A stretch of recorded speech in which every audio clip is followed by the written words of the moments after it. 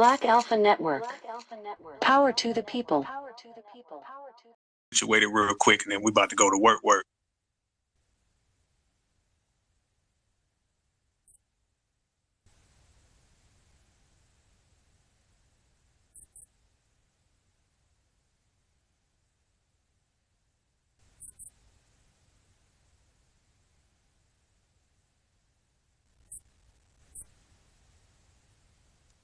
How's things out there on the West Coast, brother? Man, we've been dealing with these wildfires, man. So the air is still kind of janky out here. Because like we're in between the fires of the south and then the fires of the east, and like all of that haze, all that leftover haze, and man, it is like we could barely even see the sun the other day. The whole sky was orange all day. So like it just brought in a whole new weather system too. It's crazy. But yeah, today we actually able to breathe halfway decent. Got the windows open finally, because man, it was bro. How about out there, brother? Man, it's good, man. It's been, that late summer mug down here in the South, that turned up. It get real hot. So I've been avoiding it as much as possible, brother. I already know, my brother. Yeah, that deep south. I try to tell everybody, man, it ain't like Atlanta. Atlanta is northern Georgia, man. This is southern Georgia. It's way hotter down this way. Way hotter. That's what I hear. I see a lot of people that be around y'all area, and then that like northern Florida area, man, they be like, man, it's hot down here. It's like, damn, Atlanta people are talking about it's hot. That's what let me know. Like when y'all start getting down there, it is obviously cooking. Yeah, man, it's a whole different type of heat, man. It's a whole different type of heat. But as hot as it gets, man, the tethers, they still seem to be out somehow, brother. How's that? That's crazy, man. Watching these spaces has been amazing over the weekend. Just seeing how these cats are coming out and the way they lying. It's like they literally are trying to make a lineage an actual group. And, that is just stupid. You know what I mean? Yeah, what gets me, family, and, shout out to everybody in the room. You guys can go ahead and share this space. We're going to go ahead and put it in right now. If anybody's having any technical issues, because we always got to check for that with Twitter, please DM me and let me know, because, we'll work around it, or, we'll get it, back on track. But the thing that gets me, brother, and, it has to be addressed is this last, I would say, year and a half, 2 years, a lot of things have been coming to light. A lot of things have been coming to light with a lot of these tethers and a lot of these other groups and how they genuinely, truly feel about foundational Black Americans. And you see, literally, they have a quest to slander us, to smear us, to, try to, I guess, bring us down in any which way. Because like you said, brother, they try to make us into a group, no matter how many times we clarify it, no matter how many times we, explain it, no matter how many times we make those points clear, they just go right around it. So you see already, facts don't mean anything when someone's out to hate on you. When someone's a hater, they're jealous, they're spiteful, they don't really care about anything that you say. So it's time that, if they give us that energy, we're just going to give it back in return, and we're going to have to really do some genuine regulating. We've been regulating a lot of tethers this year, but some of that energy has got misguided and undecided. So it's time that some real folks, regulate and bring clarity in the same type of situation, but do it in a real direct manner. I totally agree, brother. And another thing that I've been noticing is kind of the good cop, bad cop. So it got me to thinking on this level. COINTELPRO, what if you have a foundational Black American who is moving in the COINTELPRO space, then you have a tether group. Now you have a whole situation that all of a sudden gets manufactured between these African groups and then foundational Black Americans. Because something that I'm noticing is a lot of the tethers have their foundational Black American counterparts that all stem from the clubhouse days.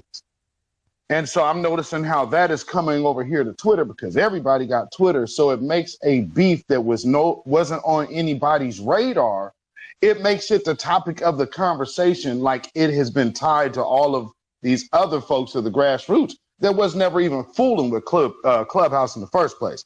So that's something I'm really taking notice of, the good cop, bad cop aspect of it. What do you think about that, brother?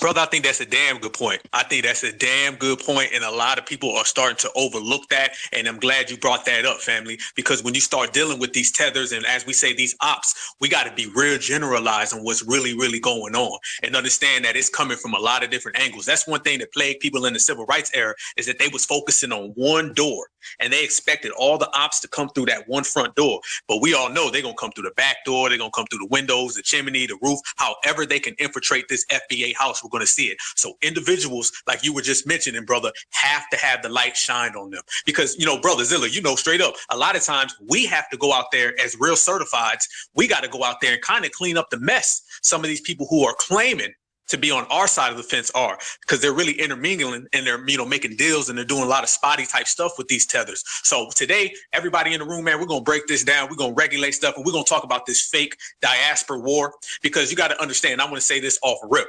Whenever somebody says there's a war going on or there's an issue, they try to make it look like it's a 50-50 split. And there's not a 50-50 split. We are foundational Black Americans doing our foundational Black American thing, staying in our foundational Black American lane, handling our own foundational Black American business, and everybody's veering over here. And what they want to do, they want to create this narrative that, like, we don't like them and they don't like us and we need to come to the table. No, it's like a hater. When you out here getting money and you're doing your thing and somebody continuously keeps on hating on you, you're not even thinking about them. You're not thinking about them, and they want nothing more than to paint this picture that we wake up worrying about them. To be honest, and I'll say this to everybody in the room, do we ever really bring these people up unless we're G-checking them on something that they started? See, we'll finish the job, but we don't start the job. They try to make it look like we initiated the problem. Foundational Black Americans have never initiated any problem, but we see these people have more smoke for us than they have for their own colonizers. They have more smoke for us than they have for their own oppressors. They have more smoke for us than they have with their own dictators. So it is clear that FBA, we are over here in our own lane, minding our own business, being good people. But everybody's got a bone to pick with us. So just because we respond, we G-check, and we regulate what someone started, that doesn't really mean that there's anything going on. So no, there's no diaspora war. There's just tethers in the diaspora. And if we check them in the process, that's just us doing our good business. Right back to you, bro. Absolutely. And, that's one of the things. Let me say this now, because I see a lot of people do this. And I've said it before. Y'all have got to really, really, truly understand, when a culture is dealing with your culture for real, you will only know how they actually feel about you by the way they deal with your men. So you have to understand, ladies, sisters, y'all are the most beautiful creatures on the planet Earth. So of course they are going to act like they have some kind of camaraderie with you. But trust me, we don't get the element of fluff, because this sex thing isn't even a part when it comes to us. So all we get is what it is.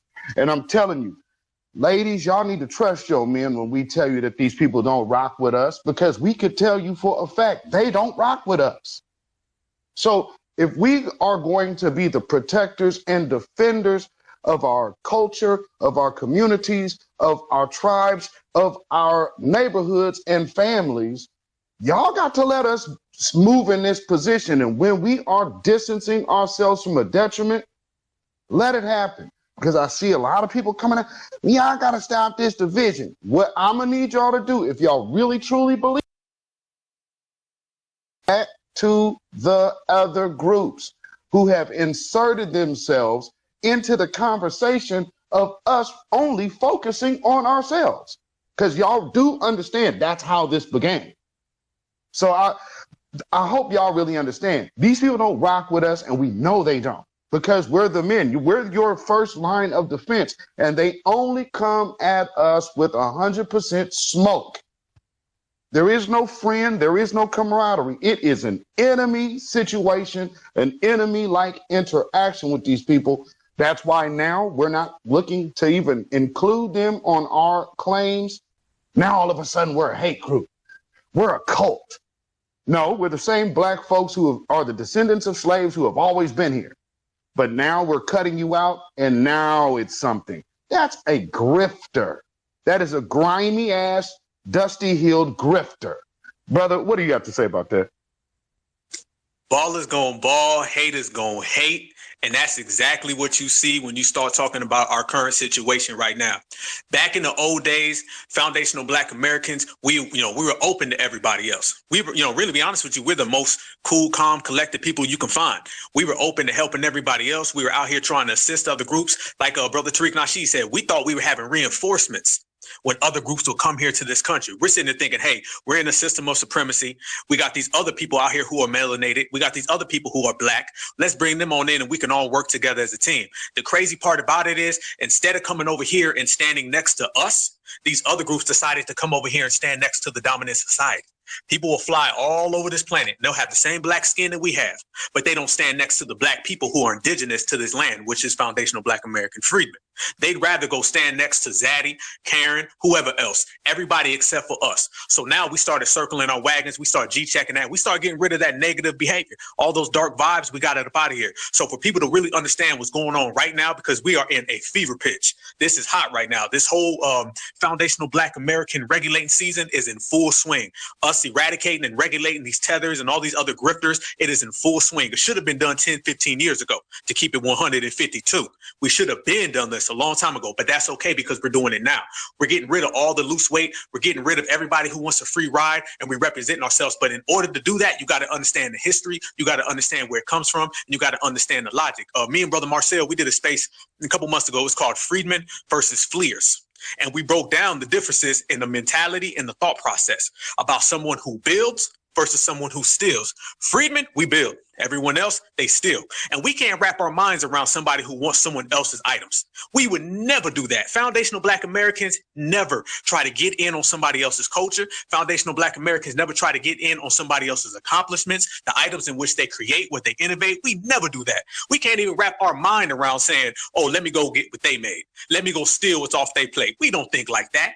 But these other groups do. And it took us until the year 2020, 21, 22 for us to really realize these groups aren't coming over here to make their own plate. They're coming over here to take what's on our plate. And now that we understand that, now that we got our mind wrapped around that, we got a clear understanding of the way the game is played. Well, now we're going to play the game and we're going to represent it to the fullest, like only foundational Black Americans can, like only foundational Black American freemen do. So I tell everybody out here, there is no diaspora war. There is no 50-50. Nobody's being divisive. How can I be divisive with someone I've never been connected with? You got to be connected to be divided. We were never connected with these individuals. We have our own culture, our own lineage, and our own heritage. We've been over here in the Western Hemisphere, right here in these 50 states, building this whole country, the wealthiest country on the nation. We ain't got no time in the world to be hating on nobody else. We've been doing our own. So I refute anybody who says there's a 50-50 split, there's a war going on, because in reality, all that does is that benefits them. It benefits somebody to say you hating on me. That's like the person going up to, you know what I'm talking about, Zilla, the broke rapper that can't get on, you know what I'm saying? And he's out there saying that the big rapper's hating on him so he can get some radio play. That's all it is, man. They trying to get radio play off our name. They trying to put our name in records. They trying to put our name in songs. They trying to put our name in their hooks so they can get a couple spins on the radio because they ain't hot enough to get it on their own. That's what they're trying to do with foundational Black Americans. That's why anytime they make Twitter spaces, they sit there and put FBA in it. Y'all notice every time they put FBA in their Twitter spaces, you'll have people in them rooms. Whenever they take our names out, there'll be about 2 or 3 people in them. They got to eat off our plate in every way. Don't ever think that somebody's not eating off our plate politically and socially, and they ain't trying to eat off our plate in these damn Twitter spaces. Everywhere you go, a tether is trying to assassinate our character. They're trying to latch onto our community because they cannot do it on their own. So therefore, it is regulating time. There ain't no war. It's just regulating. Speak on it, brother. Absolutely, man. And with what I'm seeing, how we are having a lot of these different groups bringing our names up, like as FBA is this, FBA is that. It's absolutely impossible. And on top of that, we never had interactions with these groups before. So how is it that somebody that got here in the early 2000s even puts themselves in conversation with us as if we are considering them in the first place? No, we got enough culture of our own. And by the way, something else that they often like to do, well, man, like the one dude in our space, the Congo. Let me remind y'all of something. Slavery erased the connection to where we were before. So to say, well, this part comes from Africa and that part comes from Africa, all of that was washed away. slavery, meaning the culture that is organic in America is just that, not influenced by the Caribbean, influenced by the Congo, and not influenced by anything going on over there in Africa, because we were totally severed from it. So with that, I just wanted to lay that piece out there real quick, because it just dawned on me how we have this conversation so much about, well, you guys don't have a culture, you guys don't have a culture. And now you have these other people who have been in here doing spaces talking about how we are this. We don't have a culture, but all of a sudden we can manage to be a cult. We can manage to be a group, but we can't manage to have a culture. Absolute garbage. Back to you, brother. Brother, I'm glad you pointed that out. You see the clear contradictions in what they say. They'll sit there and say we ain't got a culture while they're using our slang. They'll be literally talking just like us, walking like us, acting like us. We'll sit here and turn on the television and look at all these Afro beats and all these fake trap rappers from Nigeria and all across the world, literally duplicating foundational Black American culture, and at the same time saying that we ain't got a culture. This is what happens. You're dealing with people in bad faith. Remember, these are fleers, and the F in fleer stands for failure. Okay, it stands for straight up failure. So we have to truly, genuinely understand that these are people who have no facts on their side. The issue they have with us is that when we regulate and we G-check people, we can do it with the truth. They can only look in the mirror and they have to accept the reality in which we present. When they start talking, they got to pull shit out the clouds, out the sky. They got to pull it out their ass because they ain't got nothing to stand on. That's the difference between foundational Black Americans and everybody else. And to your point, brother, we were living over here, creating our own culture, knowing this, and everyone knows it, that FBA, we're in our own circle doing our own thing. We were in them killing fields in the South picking cotton. We was doing that together, creating a culture. We were singing them Negro spirituals, creating a culture. Nobody assisted, co-contributed, co-created, or did anything for anything that we have. Only us. So if someone comes around, someone comes along, and they speak like they contributed to foundational Black American culture, no, they haven't. The only thing these people have ever done for foundational Black Americans is that they've came in our house and tried to steal what's off our plate. Other than that, they ain't done nothing. Anybody who wants to speak, you guys can come on up. We're going to bring on everybody. One love to the whole family. Salute to the whole team. Remember, there ain't no diaspora wars, just foundational Black Americans doing the regulating. Arthur, I think it is. It's on you. Yeah, you know what? I'm on the edge of boomerhood, on the far end. This space is great. It started off hot, and I'm loving what I'm hearing. But there's two things that really bother me about this whole grab. First of all, I believe that the culture should shut down the use of the N. These are two things that I really think need to be addressed within this whole, how should I say, mental shift and mental awakening as far as like the purposes of our culture and what it impacts. That's all I got to say, because I got to get back to something else, but I'm going to be listening. Thank you, brother. I appreciate that. And absolutely. We absolutely have to start kind of creating our institution of thought. And again, that's been something that has lacked in our community up until recent years. So, yeah, absolutely something to put a feather in the cap. Again, there may be somebody out there that has this in mind to even take that up. So I would just encourage anybody who is in this room, like if that's you, hey man, the call is out there, because we all can't take on everything. So man, it is up to everyone, all the last of the family, down from the big name to the no name.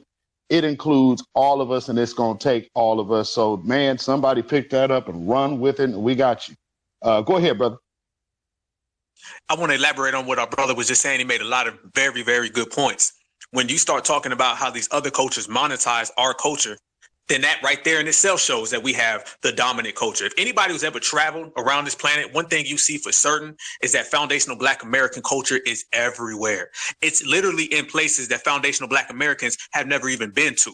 Okay, you'll go to villages and they'll be over there duplicating us. You'll be way over in Europe. You'll be somewhere in South America. We've had people call into our Twitter spaces pretty much from everywhere, and they want to act like us, talk like us, walk like us. So our culture is very, very evident. And anytime they try to monetize it or they try to steal it, that is further proof that it's ours. But it's on us right now to take ownership of it. I would say this is kind of like the ownership era.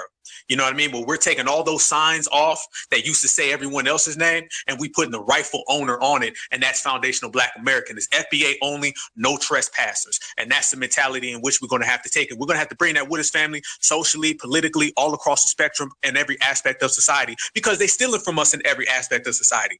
Remember, when you create the country, okay, that means every single thing that goes on in this country has your fingerprints on it. They cannot remove our fingerprints. And that's where a lot of the jealousy, the spite, and the vitriol comes from with these other groups. Remember, when these other groups come over here, they got to celebrate holidays and things that went on in their homeland.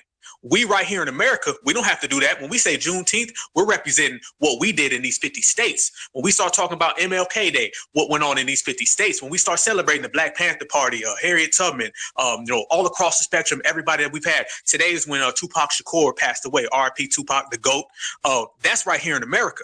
We don't have to go celebrate people from the other side of the border, okay? They have to do that because they don't have no history here. And these people are jealous because what they want to do is they want to practice anti-Black racism in their homeland on all the people down there who are a little more docile and submissive. But when they come over here, they deal with Black folks who don't play that. The one thing about foundational Black Americans is that we are different. We are completely different. We're completely different, and we're completely separate. And we have to understand that. We got to move like it, and there's no shame in it. All right. Back in the old days when we was all brothers and we throwing our arms around people and everybody's on the same side, that got us nowhere. That does not work for us. It's beautiful to embrace how different you are. It's beautiful to embrace how separate you are. And now that we're doing that, you see people's true colors. It went from you guys are akatas to come home, brother. Now we're not coming home because we already are home. I'm going to send it to my brother, Kid Gravity, unless you want to jump on real quick, D-Zilla. No, go ahead, Kid Gravity, you got it.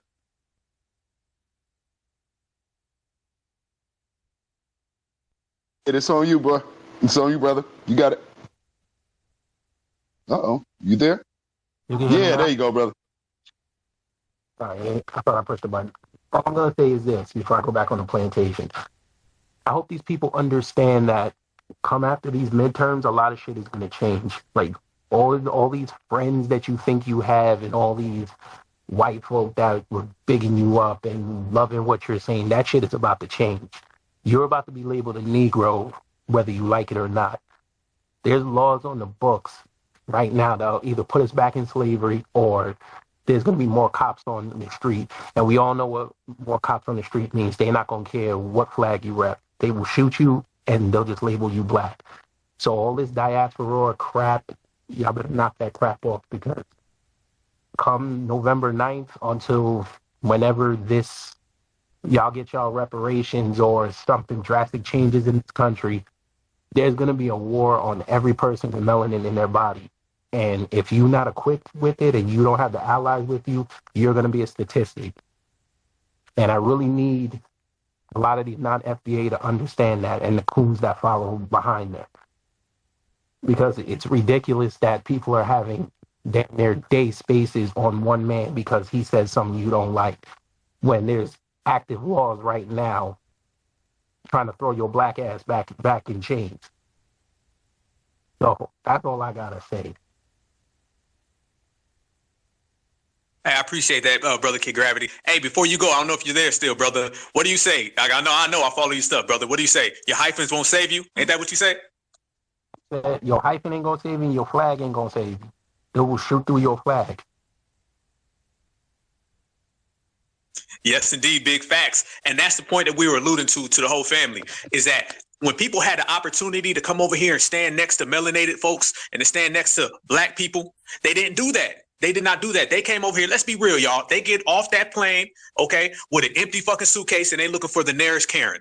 All right, or the nearest zaddy. That's really, really genuinely what it is. They come over here and they want to practice swirling. And remember, this is me. This right here, this a Black alpha quote, okay? When you take a swirler and you take a tether, then you got a twirler. Okay, so they come over here and they start twirling, and they try to twirl their way next to Zaddy. They try to twirl their way next to Karen, and they do not want to stand with foundational Black Americans. They come over here with spite and vitriol. We all know that.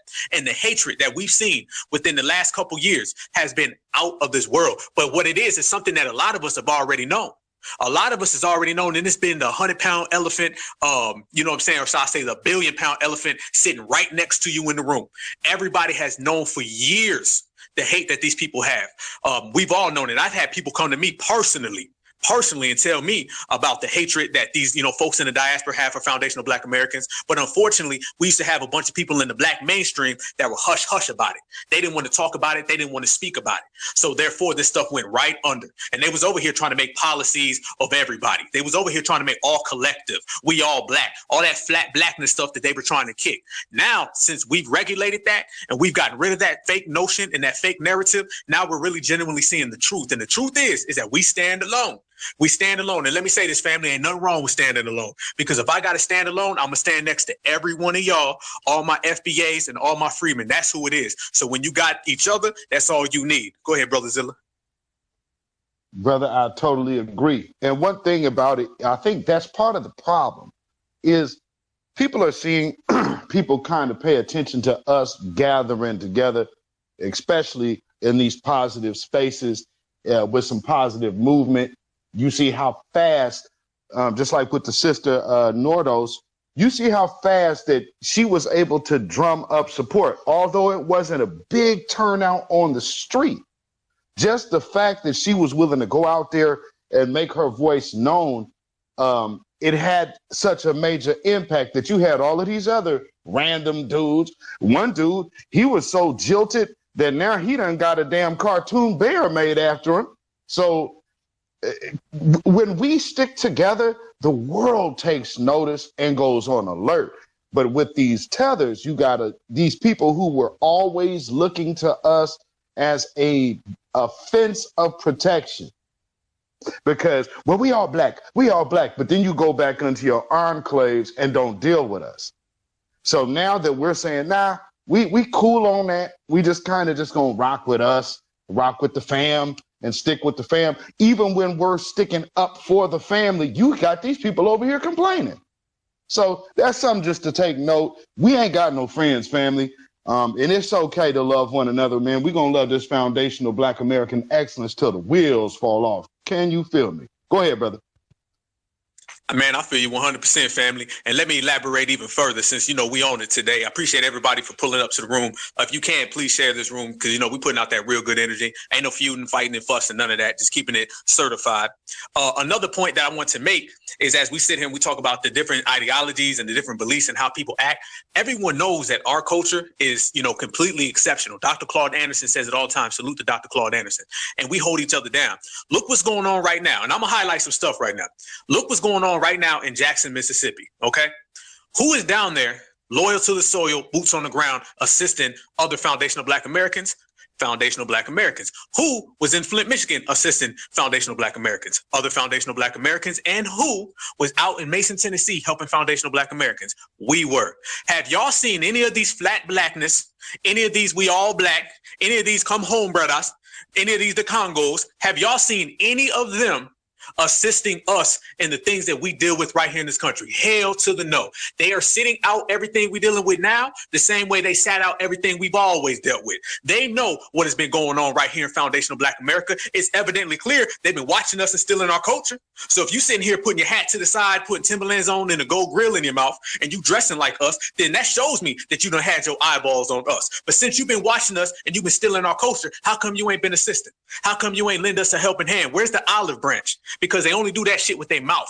They only run their mouth when it comes to unity, but they don't practice that shit in real time out here in the real world. We're the ones helping each other out. We have a government that does nothing for us. They don't give us a dime. They don't give us a penny. So since we are who we are, we say, well, fuck it then. Nobody's ever helped us. We'll help each other.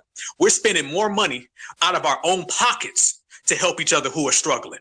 Foundational Black Americans do that. We're the ones out here when you're dealing with, a water crisis or environmental racism. We're putting together donations. We do more for each other in terms of finances than the federal government does. All right. But that's cool because foundational Black Americans have always done that. All that is a microcosm of the history that we've had in this country. We were the ones helping each other during slavery. We're the ones helping each other in the indigenous era. We're the ones helping each other in Reconstruction. We were the ones helping each other in the civil rights era and today. So in terms of helping each other out and being on our own and understanding that only your brother and only your sister have your back, that's cool. We've been on that game. But I ask everybody this, where's the flat blackness at?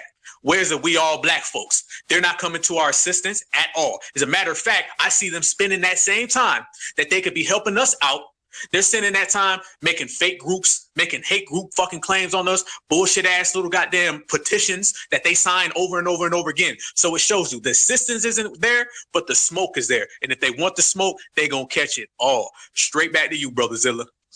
Absolutely. And real quick, I want to just let everybody know, I see everybody on the stage. If y'all want to go ahead and speak, please put your hand up. And then also for the requests, I'm seeing on one device, and I don't know why it won't ever let me add y'all. So Michael, Heat St. Cloud, She Shamar, and FBA Nation. I've been trying to get y'all up, and every time I hit approve, it will not allow me to let y'all up. If you guys might want to try following myself and Black Alpha, it tends to work. The requests tend to work better that way, I've noticed, because we've had this issue before. So just to let y'all know. But I see we have my sister Nicety on stage. You want to go ahead and speak, sister? Yes, sir. Yes, sir. Thank you guys for allowing me to speak. Peace and Black power to everybody in the room.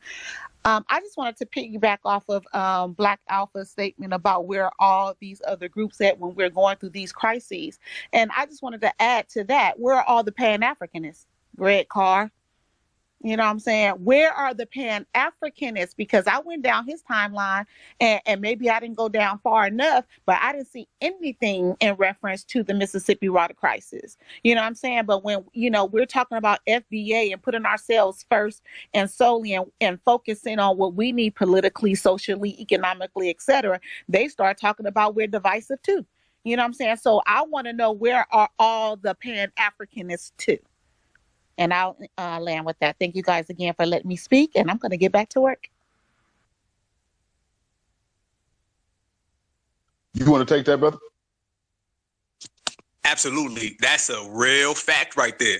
Where they at? Dr. Umar's out here doing the goddamn two-step and videos and stuff. You feel me? Where they at? I know y'all seen that video. God damn. Anyway, shaking my head.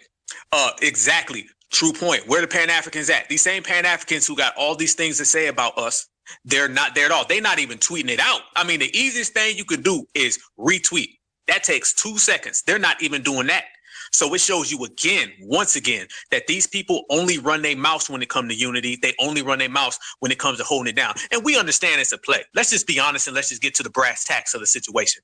They don't want to be unified with us at all. They want to use the term unity so we can drop our guards and then they can come back in and eat off our plate like they're used to doing. These people do not want to have any accord with us. These people genuinely have hatred for foundational Black Americans. But the quicker they can get us to believe that unity shit, that's quicker than we're going to drop our guard. And then next thing you know, they're running off with our tangibles. So the term unity is always used as some type of mechanism so they can steal what we've created, they can steal what we innovated, and they can steal what rightfully belongs to us. So this is why we are rejecting the term unity. We're rejecting the term divisive. We're rejecting the terms flat blackness or anything else that gives the connotation or the notion that we are all operating together. The only thing that is operating is one function, and that is foundational Black American lineage, heritage, and culture. Outside of that, as my brother Zilla says, the door is closed. World Watcher, you want to go ahead and speak, family?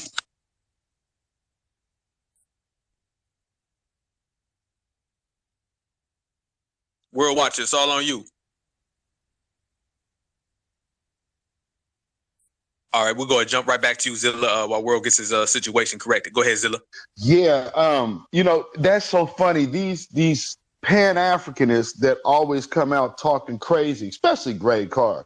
Now, what's so funny about Greg Carr is he'll go talk crazy on Roland about us, but then when it came down to him having to give his input on the California reparations end of it, he had to turn around and start agreeing with these talking points that he's on TV talking against. So when he got in that meeting, when it's on the record, all of a sudden what we say over here makes total sense to him and he was on board. Then he'll turn his, I gotta sell these Pan-Africanist books. He'll get that person back on to roll it and then start talking crazy because he's protecting a hustle. Most of these guys are, and I have to say it, there are a lot of booksellers in the conscious community. we got to just realize that, yes, a lot of them folks will come up at a simple reason alone. Oh, looks like we got the Congo fan club in the house, man. So I would love to hear how you're going to try to morph the Congo into a wiped out slave society, because, you know, slaves in America were absolutely separated from even their own names, but all of a sudden they're going to remember the music. Yeah, well, I guess we still got to give it a shot. So, Buckshot, go ahead.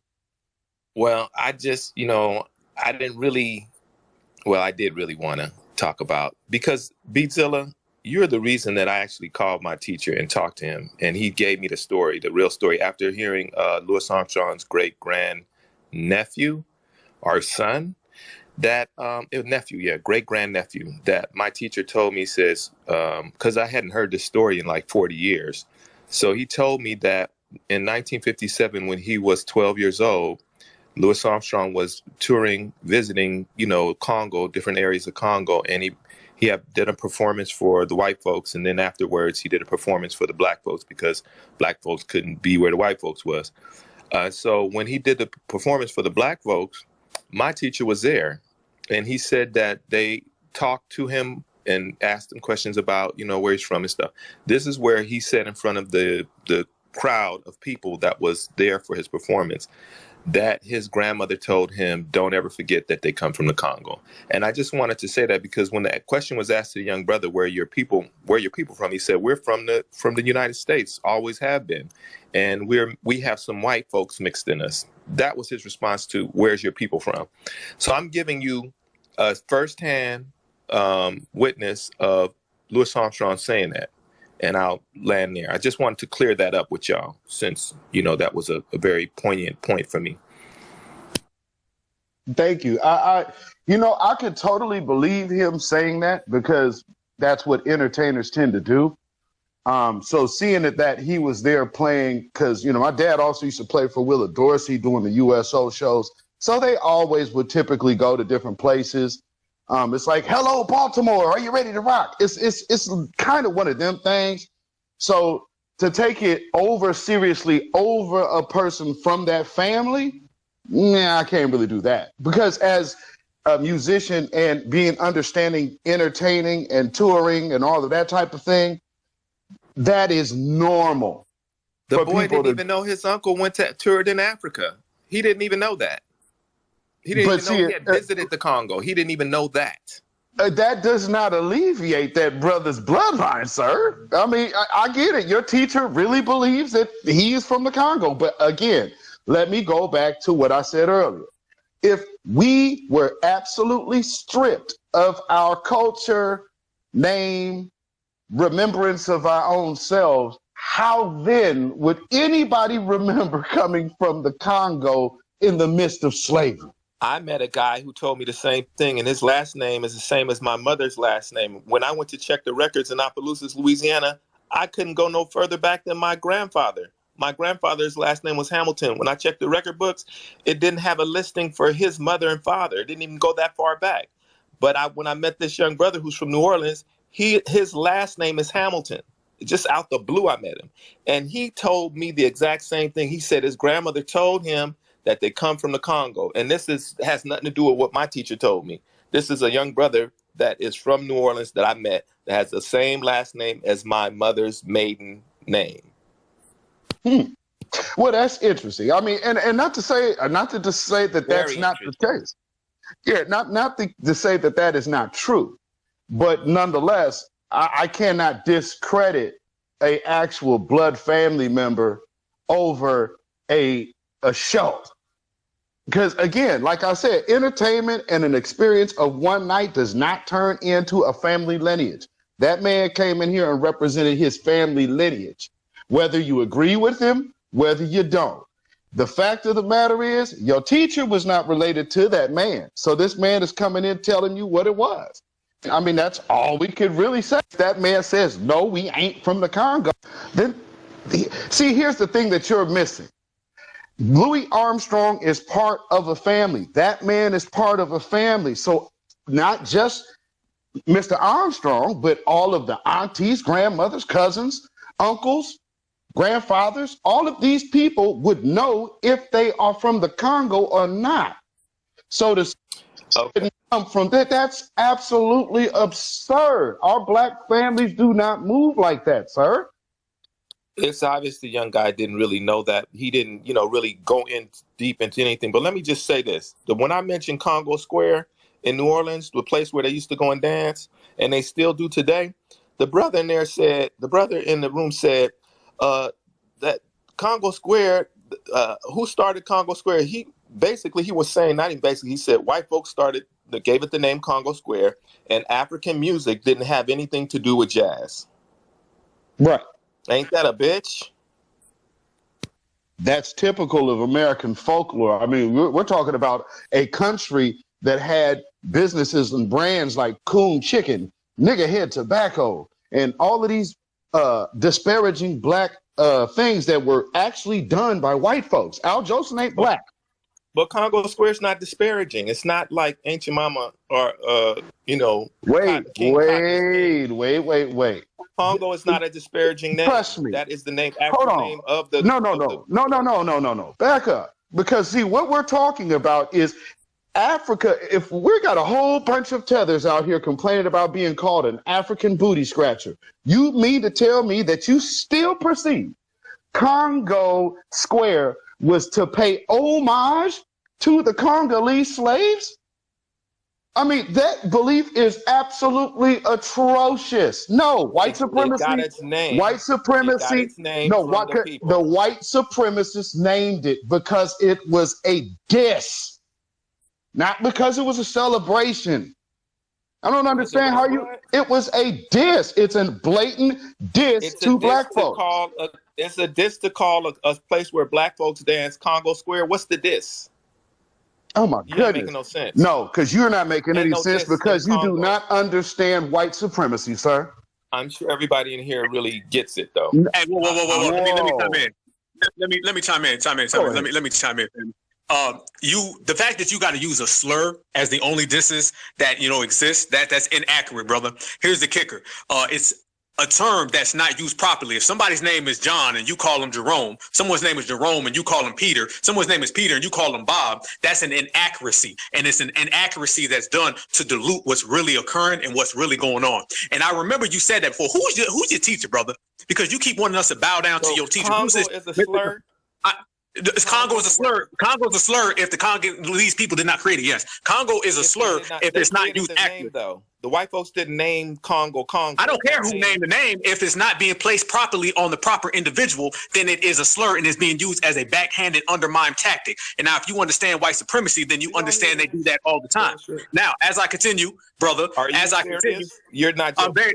I'm very serious, and you're the joke.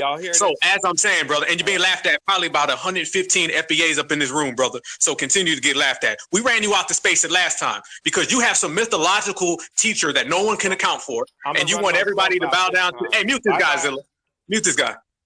Anyway, as I was saying, brother, you want to run around here and speak about this mythological teacher, and I know you're still listening on the burner, brother, so you're going to catch this work. You're going to catch it live or you're going to catch it on your burner. The mythological teacher that you speak of does not exist. It's somebody that you created in your tether mind because you're doing the tether two-step, you're doing the tether tap dance, and FBAs do not go for it, brother. So you can coon walk your ass right on off this stage, brother, because it didn't work the last time. It's not going to work this time. This is foundational Black Americans, and the brother you were referring to is our brother Greg, and Greg roasted you. And it's funny, hey, to everybody listening, Greg was actually cooking on his stove and he was cooking this tether at the same time. So his ass got the double cook, okay? He was cooking and cooking. That's how easy it is when you start dealing with these tethers. They're easy work like a part-time job, and everybody knows that type of stuff. This gentleman is trying to say that the Congo, and our brother Sage, salute to Sage. Sage was clowning him, talking about the Congo. This guy is trying to act like foundational Black American culture from jazz to everything else was created by Congo people. And his testimony is what W's said. His testimony is white supremacy. So anytime somebody comes around you and their testimony is a mythological teacher that he can never say the name, or it's white supremacy, then you know you have tether DNA. You see a tether talking, and he's talking out of his tether ass teeth, and it will not be tolerated in any space of foundational Black Americans. So when you deal with anybody like this or any guy like this, you see he ran because that's what they do. I'm not surprised that a fleer fled. Are y'all surprised by that? That they come in our spaces and they flee? They spend their whole life fleeing any goddamn way. So they fleeing over borders, they fleeing over rivers, they're fleeing through towns, and they fleeing off of Twitter spaces. These conjecture has, a little bit of something to build on. They don't even have that. They're just lying and they're pulling things out of the sky. That Tether dude who was just doing the Tether two-step, he was in here talking a minute ago, and he keeps on bringing up people that don't even exist. He know they don't exist. Listen, brother, you can lie to me. Just don't lie to yourself, all right? And that's the problem. These guys lie to themselves. They sit in the mirror and they tell lies to each other all day. I don't know whether they believe it or not, but at the end of the day, it still don't make it any ounce of truth to it. So when you start talking about foundational Black Americans and freedmen, everything we say is real. We all know our family tree is full of testimonies. All of us. I don't care whether you're from the East Coast, the West Coast, down south, up north. It does not matter where you're from. We've all sat at that damn table and heard our mothers, fathers, grandparents speak, and they pass down stories. This is why when we all speak and we convene in these Twitter spaces, a lot of our stories are very similar. This is how we know that we have a common core. This is how we know we have a commonality, and this is how we know we on game. But with that said, Brother Mike Alcine is back on the stage. It's all on you, family. Thank you. Great host. And I see the brother Gisela is there, the brother Marcel, Sister Lioness, the Queen. Listen, I'm here on the continent. And those tethers that are sitting in the U.S. beating the drums of war can't even go home. You understand? Matter of fact, I can't tell you how many calls I get from the people here on the ground asking me if they can call those people over there tethers. They like that word. You understand? So is there really a diaspora war? Listen, these Ethiopians over here, the ones that haven't fled, they have a saying. And the saying goes, while the hyenas are barking, the elephants are walking. The only diaspora war that's happening is a war for our attention. We're the only people on the planet that gives them attention, you understand? Everyone ignores them, steps on them, spits on them. And here we are giving them attention. They're like children, you understand? They're underdeveloped, they're unevolved, and they want our attention, you understand? They can't beat us. They can't outthink us. They can't out-strategize. They're just babies begging for attention. And I'll land with that. Thank you, great family. Love you all. Thank you, brother. I wish we had fire emojis, brother. Man, powerful. Make sure you tune into my brother Black Alpha to catch this replay if you are coming in late. Family, that right there, I gotta pick on that, because it's like they're doing spaces to get our attention. Like, hey, look at me, y'all. Hey, foundational Black Americans, look at me, y'all. Freeman, look over here. Oh man, y'all ain't paying no attention to me. Man, y'all some haters, man. Damn, y'all a hate group. Come on, man. What do you think about that, brother? Man, I'm still trying to get over that last right there, brother. That was fire, pure fire. I got to piggyback on what that brother just said, because that was thorough to the core. Nobody else on the planet pays them any attention. And the more I think about that, the more true that is. Nobody pays them no attention. I remember Farrakhan said they're looked at as international beggars. They're international beggars. Salute to you, Lioness Crown, because I know you call them time-wasting tethers. And that's exactly what they be. Time, wasting tethers, and nobody pays any attention to them. So when nobody's paying you attention, the desperation kicks in. Once the desperation kicks in, they create burner accounts, and then they're trying to come in our space and deal with us. So once we start regulating them and G-checking them, then the whole world is already regulating them, G-checking them. They got nowhere to turn to. Ooh, we are cooking today, man. And like I said, how we started earlier talking about how people present themselves as enemies. Like when I was saying how you will know how a group deals or feels about your culture based on the way they interact with your men. And something that I've always noticed, when you see these tethers coming in here, just like that brother tried to do, he immediately had to lie. Like I said, when all else fails, lie. And that's how these people do. And one of the biggest things that we are separating from, that's why he keeps coming in here, but the Congo and the Congo and the Congo. And then when we tell him, well, that whole Congo piece in the Congo Square is not an homage to black folk. It's like, he really can perceive in his mind that white people would literally make a place, call it this, all of a sudden start celebrating their slave. What the hell is wrong with this dude? Like, this is how you know this man was not born in this country. Because he don't have no history tied in, well, my family was from Louisiana. Nah, clearly you're from the damn Congo. I mean, because you just won't let it go. With that being said, Brother Afro Elite in the house, I see you with your hand up. Go ahead, brother. Okay, I'm going to be short. I don't have a lot of time, but thank you very much for letting me get a chance to speak. One thing that I will say is that there really isn't a war or a beef, because in order for it to be a war or a beef, both parties need to be going back and forth. There needs to be a back and forth between FBA and non-FBA, and there's really no back and forth. It's just us doing what we're supposed to do. We're just tightening up our circle. We're just cleaning our house, and they're hating on it. For instance, for an example, you don't really see anybody in this room or in FBA spaces. You don't really see us going in their spaces trolling them. You don't see us going in a space full of Africans and they're just talking about their business, and then you have an FBA person goes up there and we start trolling and trying to take the space down or make fun of them. You don't really see us doing that. You see us sometimes responding to what they do, but for the most part, you see us leaving them alone. And you see them, they come in our circles, they come in our spaces or our videos or whatever the case may be, and they troll us. The attack and the aggression and the vitriol is only one way. It only gets directed towards us. Any bit that we do or we say is really in response to all of the trolling that they give us. So there's really no beef. It's just people hating, and then sometimes if we got the time, we clown them, and that's it. And then I'll land there. Yes, sir. And clowning them. See, that's a whole nother thing I noticed that they were talking about, and I caught a little bit of one of them spaces earlier.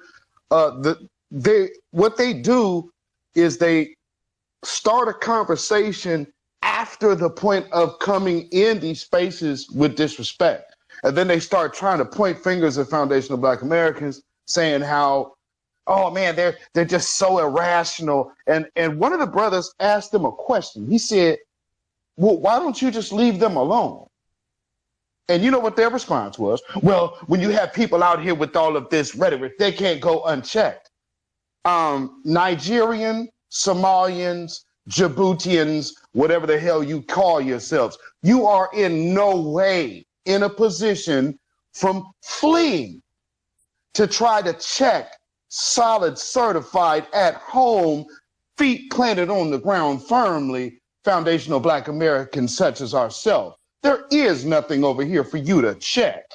You better check that plane, check that passport, and take your ass back to where you came from with that. But with that being said, you want to go ahead and chime in on that, brother? Brother Zilla said they better check that passport. They better get on a red eye and get on up out of here. That's what fleers do. I want everybody else to notice how they start off. You ever notice that they always start off with 2 or 3 things that they feel we're going to agree with, and then that's when they pivot? We done held spaces personally, me, Zilla, and Afro, where we done sat there and seen a tether call in, and then they'll start off on some cool stuff. One guy was calling in talking about, what's that dude's name? Grandmaster Agent J or whatever, Scam Master J. He was like, yeah, Scam Master J ain't this, this, and this. And then we blinked, and 2 seconds later, he started trying to pivot back to foundational Black Americans. They'll call in and start talking about Joe Biden.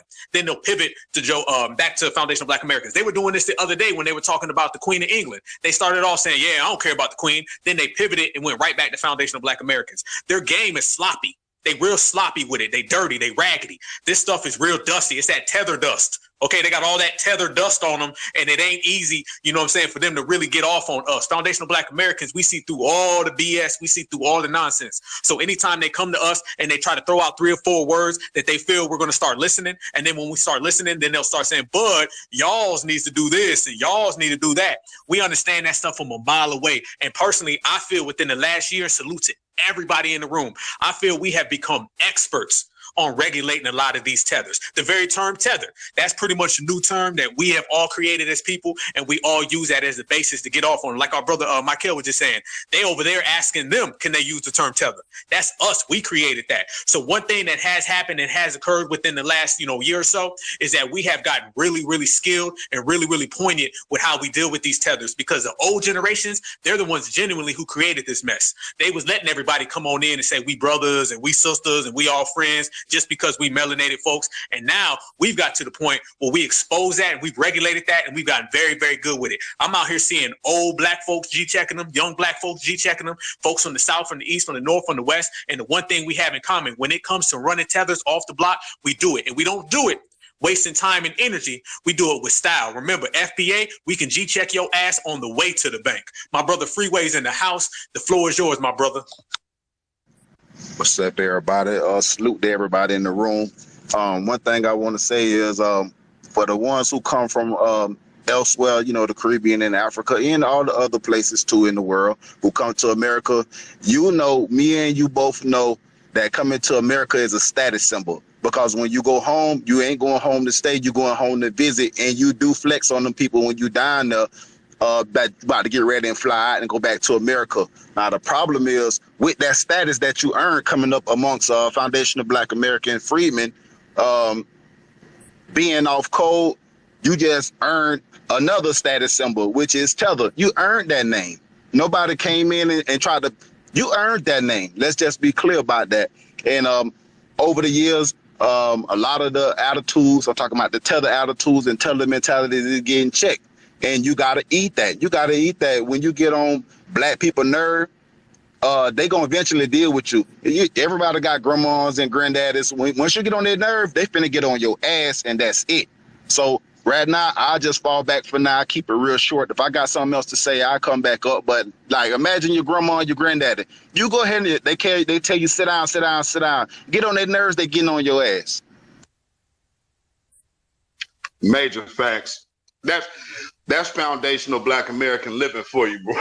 Like, I think all of us got that little tasty tidbit of history. I mean, for real. Because, I mean, you ain't going to be able to just sit up there, be told 1,000 times in a day that, hey, stop that. Hey, stop that. Hey, stop that. Just like that brother said. Yeah, about you lucky if you going about 3 times. But, yeah, that's going to be that ass, man. And that's how we understand respect. You would never see foundational Black Americans going to nobody else's joint, being disrespectful.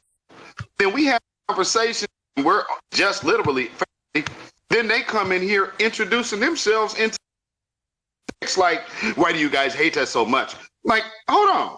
We over here having a family conversation. This don't even concern you. Why are you now centering yourself?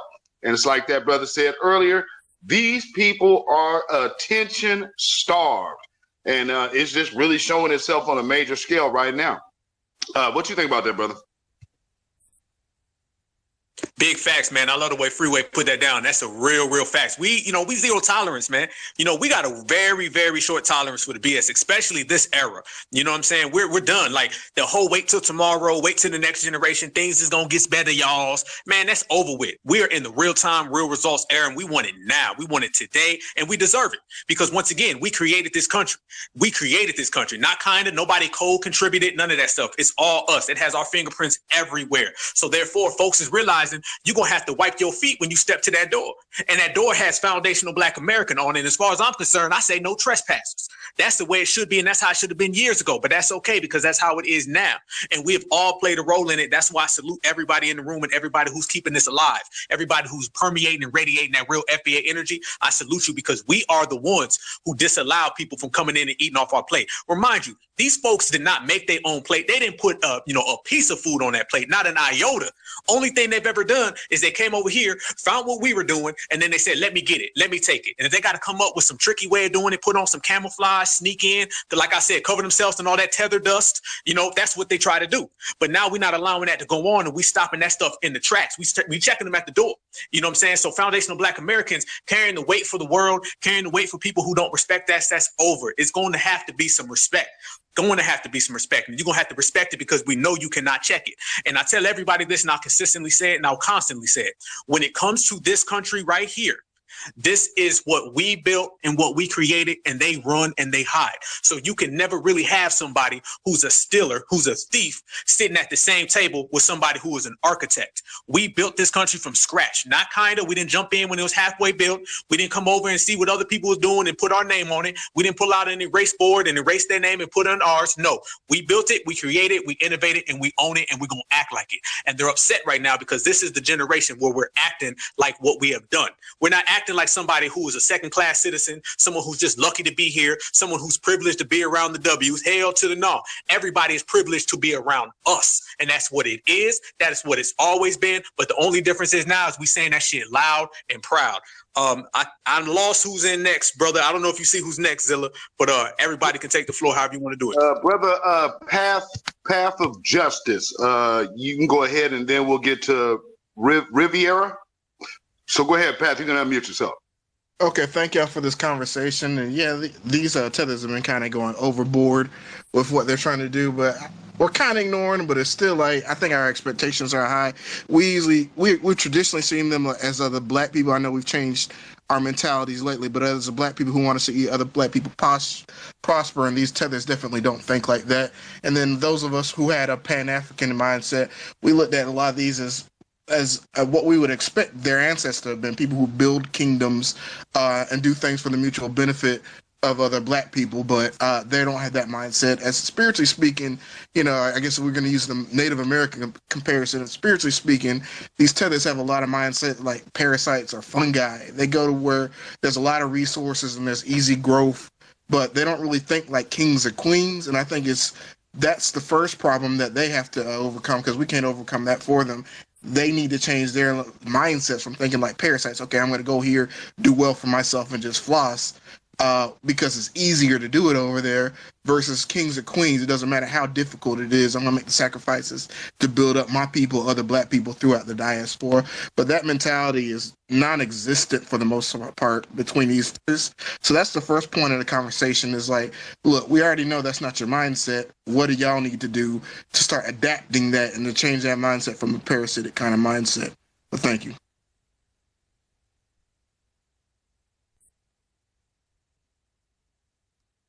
Totally agree, brother. Thank you so much. Riviera, go ahead, brother.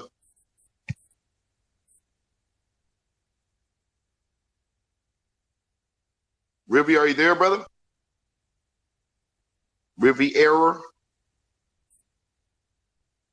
I don't know if that brother is there or not. Well, real quick.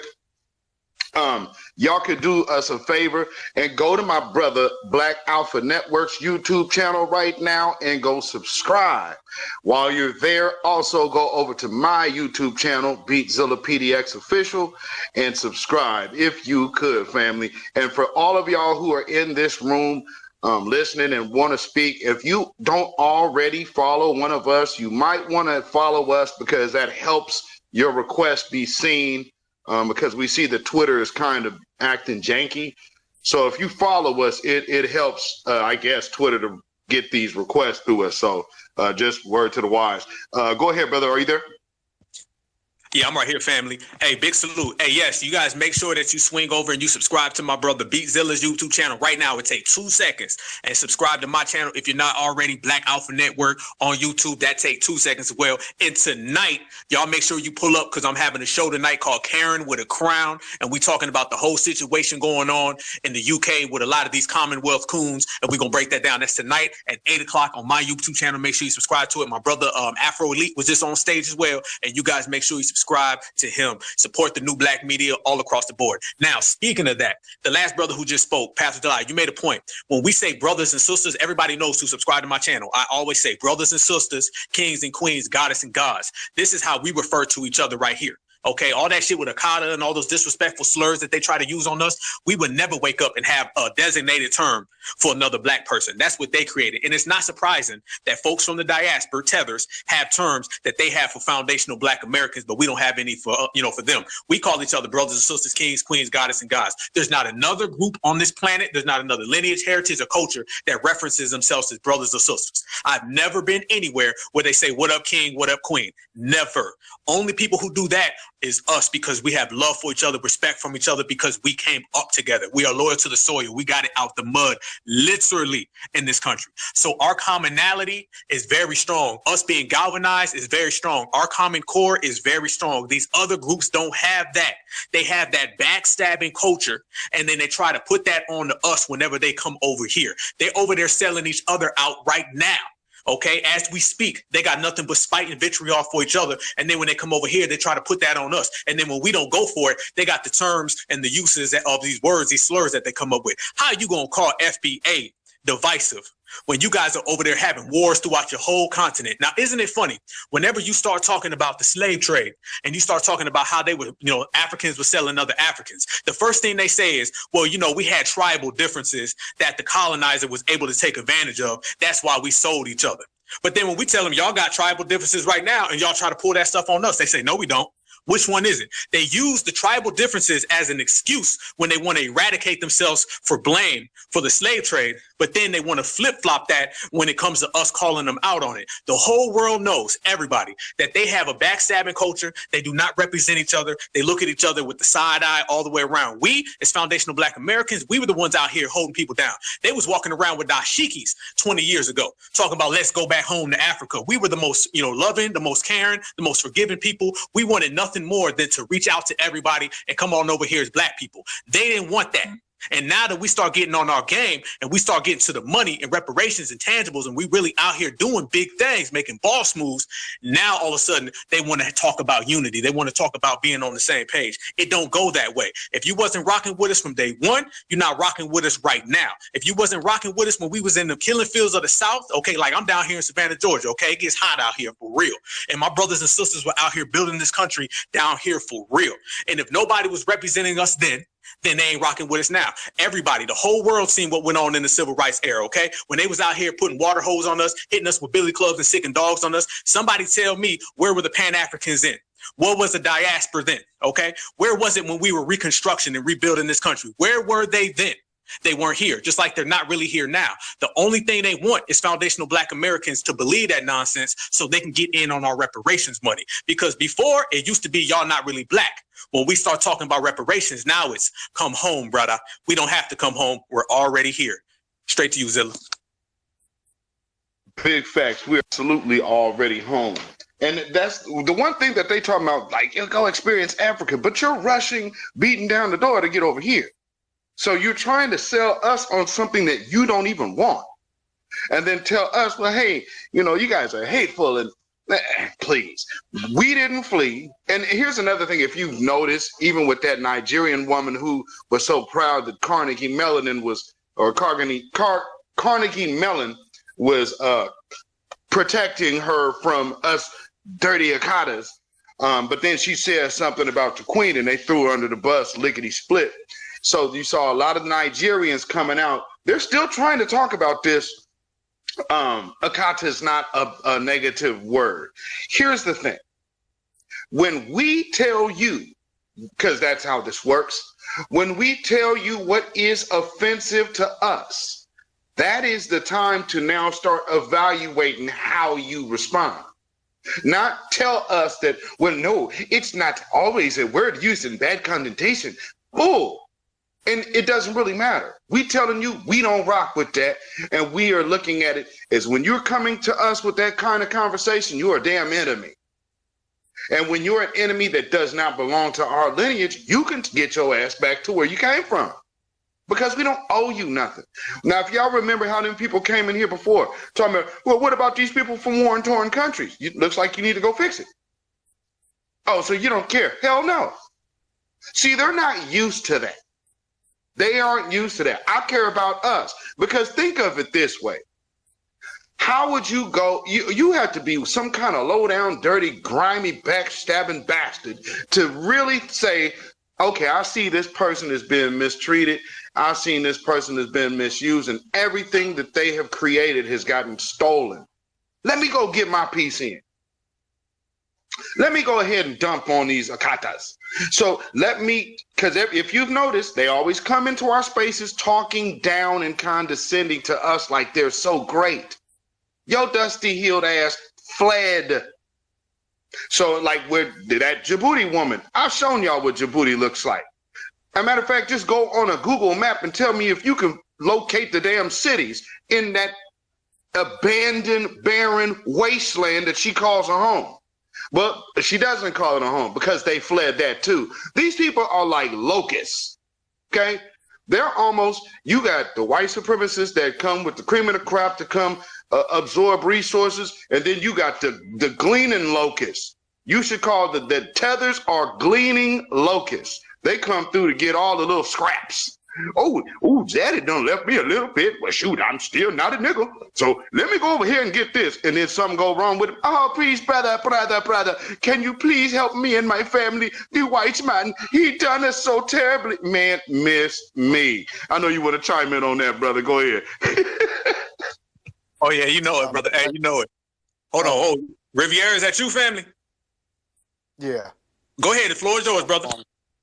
My phone was jacking up. I'm glad you mentioned that about the Africans, as that was one of the points I was going to make, was when the Africans do the whole all we're brothers and brothers. I love telling this story about, I used to go, in my defense, for y'all jump on my back, I used to go to this African store and buy this soap, not cake soap, or clarify, it was like the doo-doo butter, which is probably worse.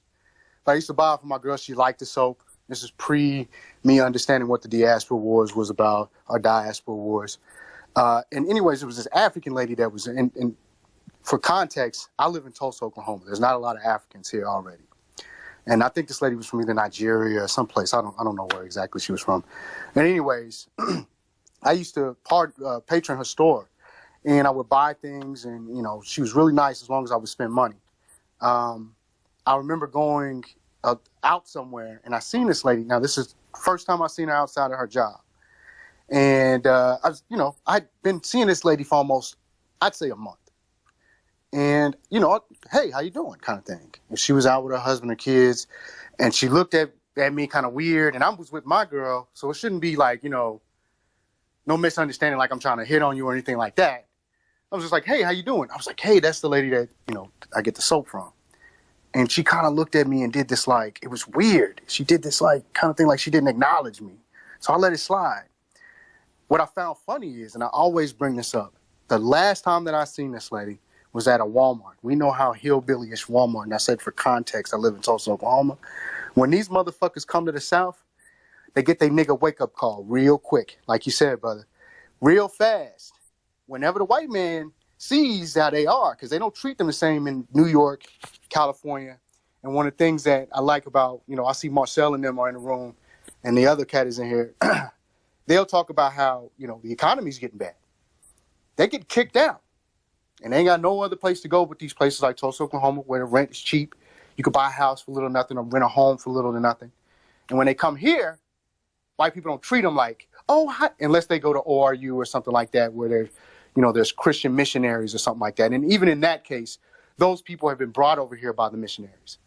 But when they come over here and they see the Confederate flags and they get treated the way that they get treated, all of a sudden they want to be a friend. And I remember this lady was at the store at a Walmart, and I don't remember exactly what happened, but she kind of was like looking at me to help her because this white lady was going off on her, and she didn't know what to do because she started flipping out, and all the white people started merging in on her and honing in on her. No, you're freaking out. No, she cannot talk to me like this. No, you're freaking out. And she's looking at me, and I'm like, last time I saw you, lady, and I stopped going to her store after that. Last time I talked to you, lady, I didn't say anything to her, but in my mind, I'm thinking, last time I talked to you, you didn't want to have shit to do with me or the woman that I was with. You couldn't even have a regular conversation with me. But now all of a sudden, white supremacy is in your face. You want to be buddy-buddy. You looking at me like, come save me. Even other black folk, other foundation of black Americans, which I'm sure they were, didn't want to fuck with this lady. So it's really funny that you brought that up. That's why I wanted to. That's what I wanted to add, and I'm glad you brought that up. That was all. Man, I appreciate that story, man. Personal testimonial. Can't go wrong with that. I mean, that's just the truth. And that part about, okay, they're gonna act funny when you're actually patronizing their business. That's really that says a lot, because that happens here in my city as well. So I see that type of deal a lot.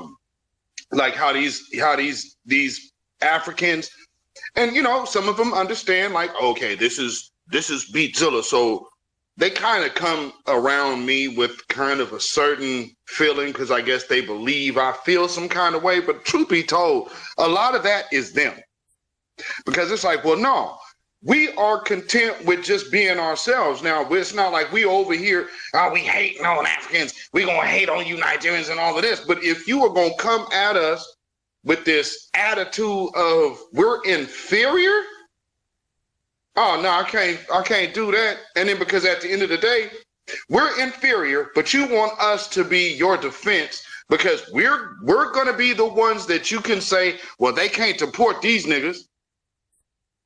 They can't deport these brothers at all. So let's go get them to fight our battles, because if we buck up against the white man, they're just gonna kick us out. But now that we're saying, hey, that ain't cool and we ain't gonna defend you no more, oh, you guys hate us. And no, we don't hate anyone. We just love foundational black Americans, these freedmen. That is what our agenda is. And, you know, a lot of people gonna have to learn the hard way when they come up here to these spaces being overtly disrespectful. And one thing I noticed in their culture, which is a lie, they act like men just bow down to women over there and men never question women over there. That is a lie. That ain't true. Matter of fact, they do their women way worse than any foundational black American freedman could ever do. Because we don't be getting in all of that mutilation thing. So there's that. But before we get to the hand, I see Sister Lisa up here. Brother, did you want to chime in on that?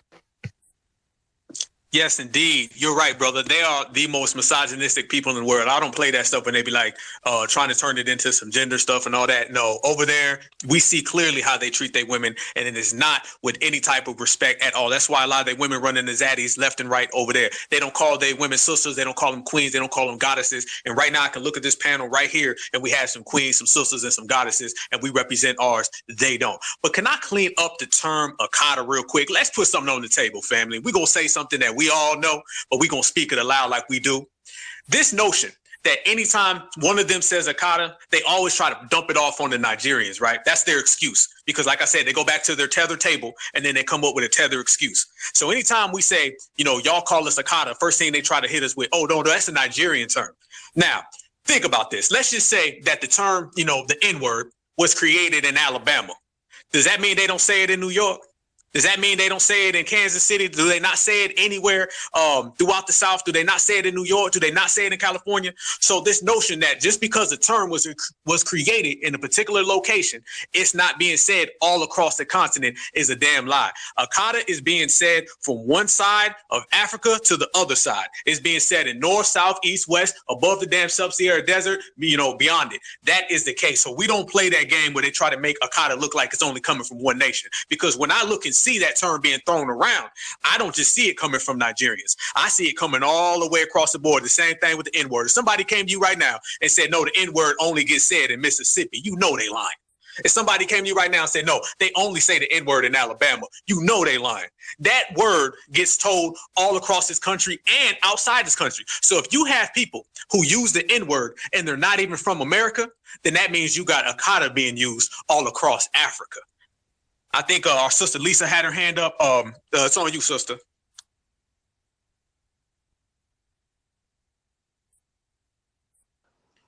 Hello? All right. Yes, ma'am. It's all on you. Hi. So I'm from New York, and I just want to share my experience when I was a CNA at Catholic Health right before the pandemic. I was working with somebody from Nigeria, and she would always try to get me in trouble, be a little bit jealous of the fact that I would set myself up to work smarter, not harder. And some of our residents that was to assist, I would always help her with her residence. She would never help me with mine. If it was a one assist, she wouldn't help at all. And sometimes I would need her help. I would be there past 11 until I found out a better way to get myself out on time. Long story short, she would try to make these false reports to the white nurse who was there because they didn't like that I didn't let them treat me less than just because I chose to be a CNA. I come in with outside training, so I'm going to be able to find better ways to do my job.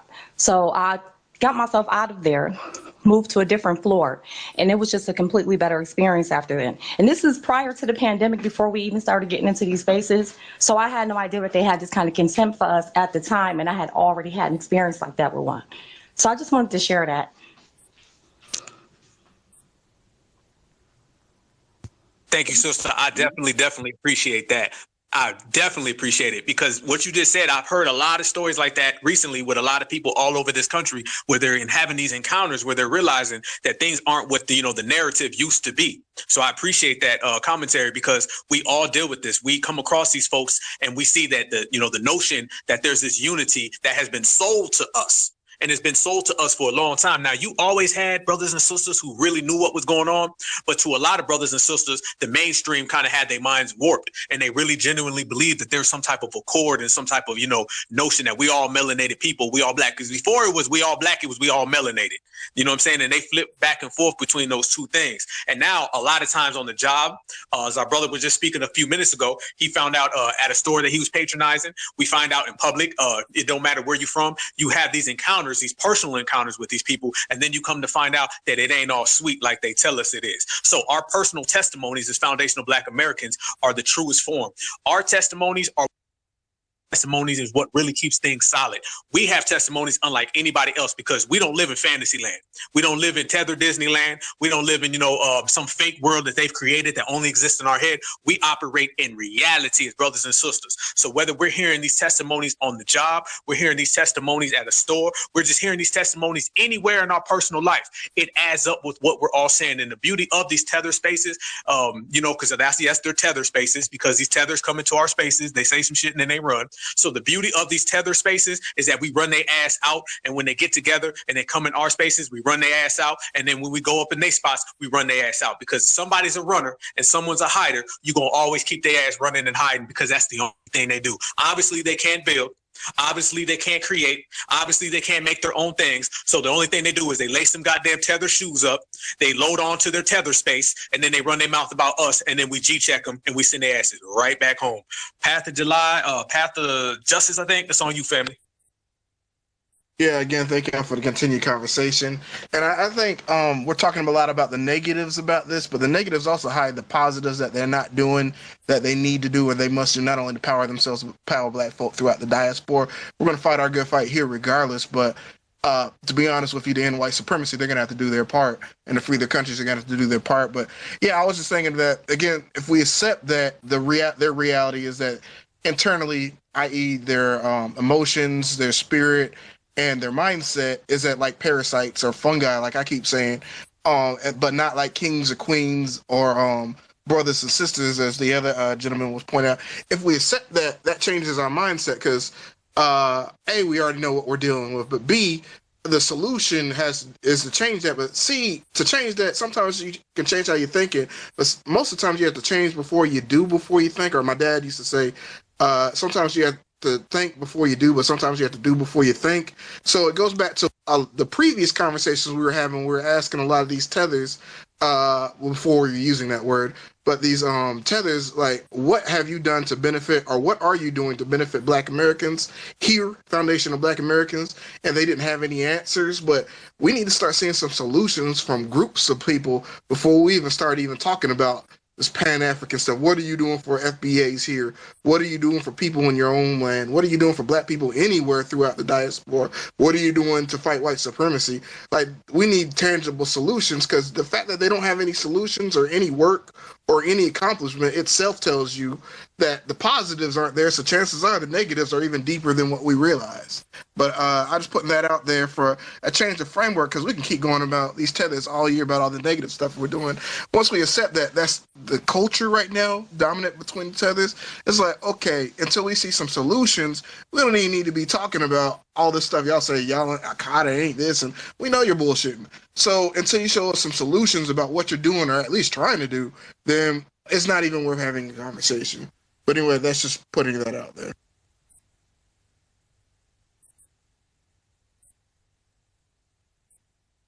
No, I could definitely agree with that. And again, you know, one of the reasons why we are addressing the tethers is more or less. You there, Brother Zilla? I can't hear you, man. Your thing is jumping, but I can't see you, family. Uh-oh. Can y'all hear me? Can you hear me now? It's all good. It's all good, family. But yo, to the point, you know, I'm going to add on to what our brother just said. You know what I'm saying? When you start examining, you start looking at a lot of these things that's going on, one thing you notice is that they want in on what we have, and they want in. Oh, whoa.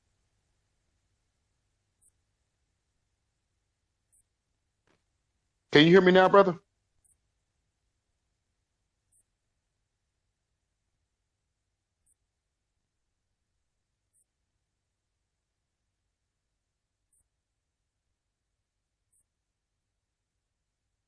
Hey, I'm having a little technical difficulties. My bad, Zilla. Go ahead. Oh, okay. I wasn't sure if you was talking. I'm like, is this brother here or not? Yeah. Again, y'all see how we get done up here about Twitter when we start having these positive buildings. But what I was going to say is us, you know, addressing this tether situation for us is more or less because we are seeing people out here trying to mislabel a lineage, which, of course, because we are a lineage, not a group. So if we're saying, oh, we're all the blacks, is that now a group? You know, we're the blacks. We're this, we're that. It's just identifying a lineage. And these people are going off the rails, trying to literally label us called a hate group. And it's like, no, we're the lineage. And you guys tell us haters. So with that, though, we have to address the danger in allowing these people to go unchecked while they're sitting over here up under the benefits of foundational Black American freedmen, and then trying to absolutely put a target on our back. We absolutely have to address that. So, you know, we're addressing the more serious aspect of it. That's why you don't see a lot of those time-wasting tethers hopping in here, except for Shaw, of course.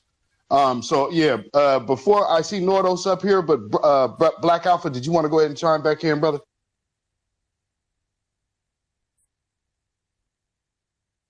Uh-oh. Are you there, Alpha?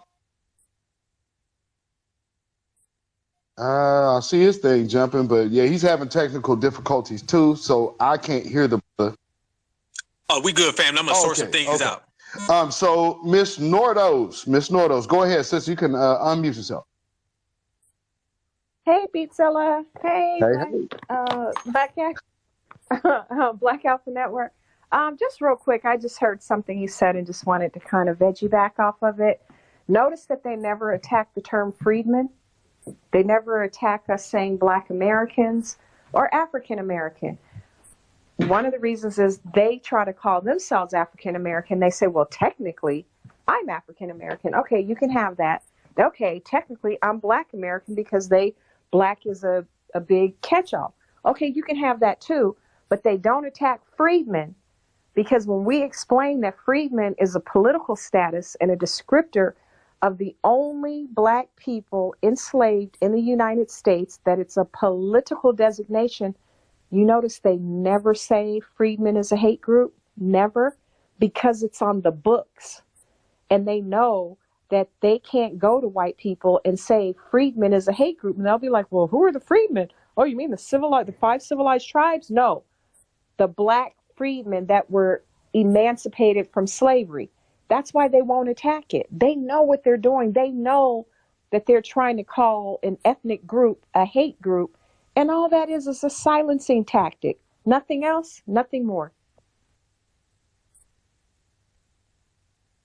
Right on. I don't know if I can hear you, brother. Okay. So, yeah, my brother's having some technical difficulties with his microphone. But, yeah, thank you, Nordos. And absolutely.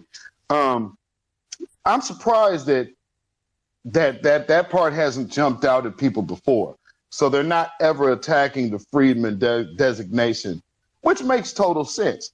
And I just cannot help but notice these people starting to talk about, well, we part of this and we part of the origins of this.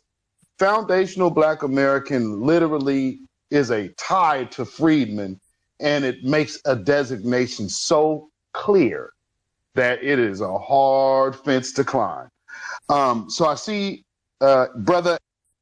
Well, real quick. Another thing, please take note.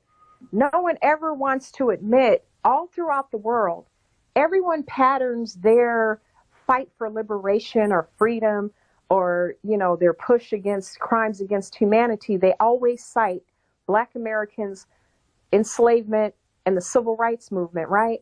Right now, you're seeing all these African nations, all of a sudden, they're bucking up. Kenya suing. Who are they suing? The British. Is it the British? Yeah, the EU. They're suing. Yeah, they're demanding reparations. The Bahamians, I think. Of course, the Caribbeans. The African Union, I forgot what their reparations thing. Nobody was speaking about any of this until we started speaking. So all while they're shouting us down, they are repeating our talking points as was the soldier said, bar for bar.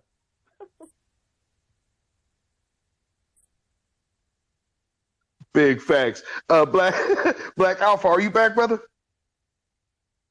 Black Alpha in the building. Can you hear me, family? Yes, sir. There you go. You got it, brother. Oh, yes, indeed. And that's a good point that our sister just made right now. And it shows you that we are the head of the table. You know what I'm saying? We are at the boss's table making boss moves. We're in a winner's circle. And when we go, everybody follows us. That's the main thing.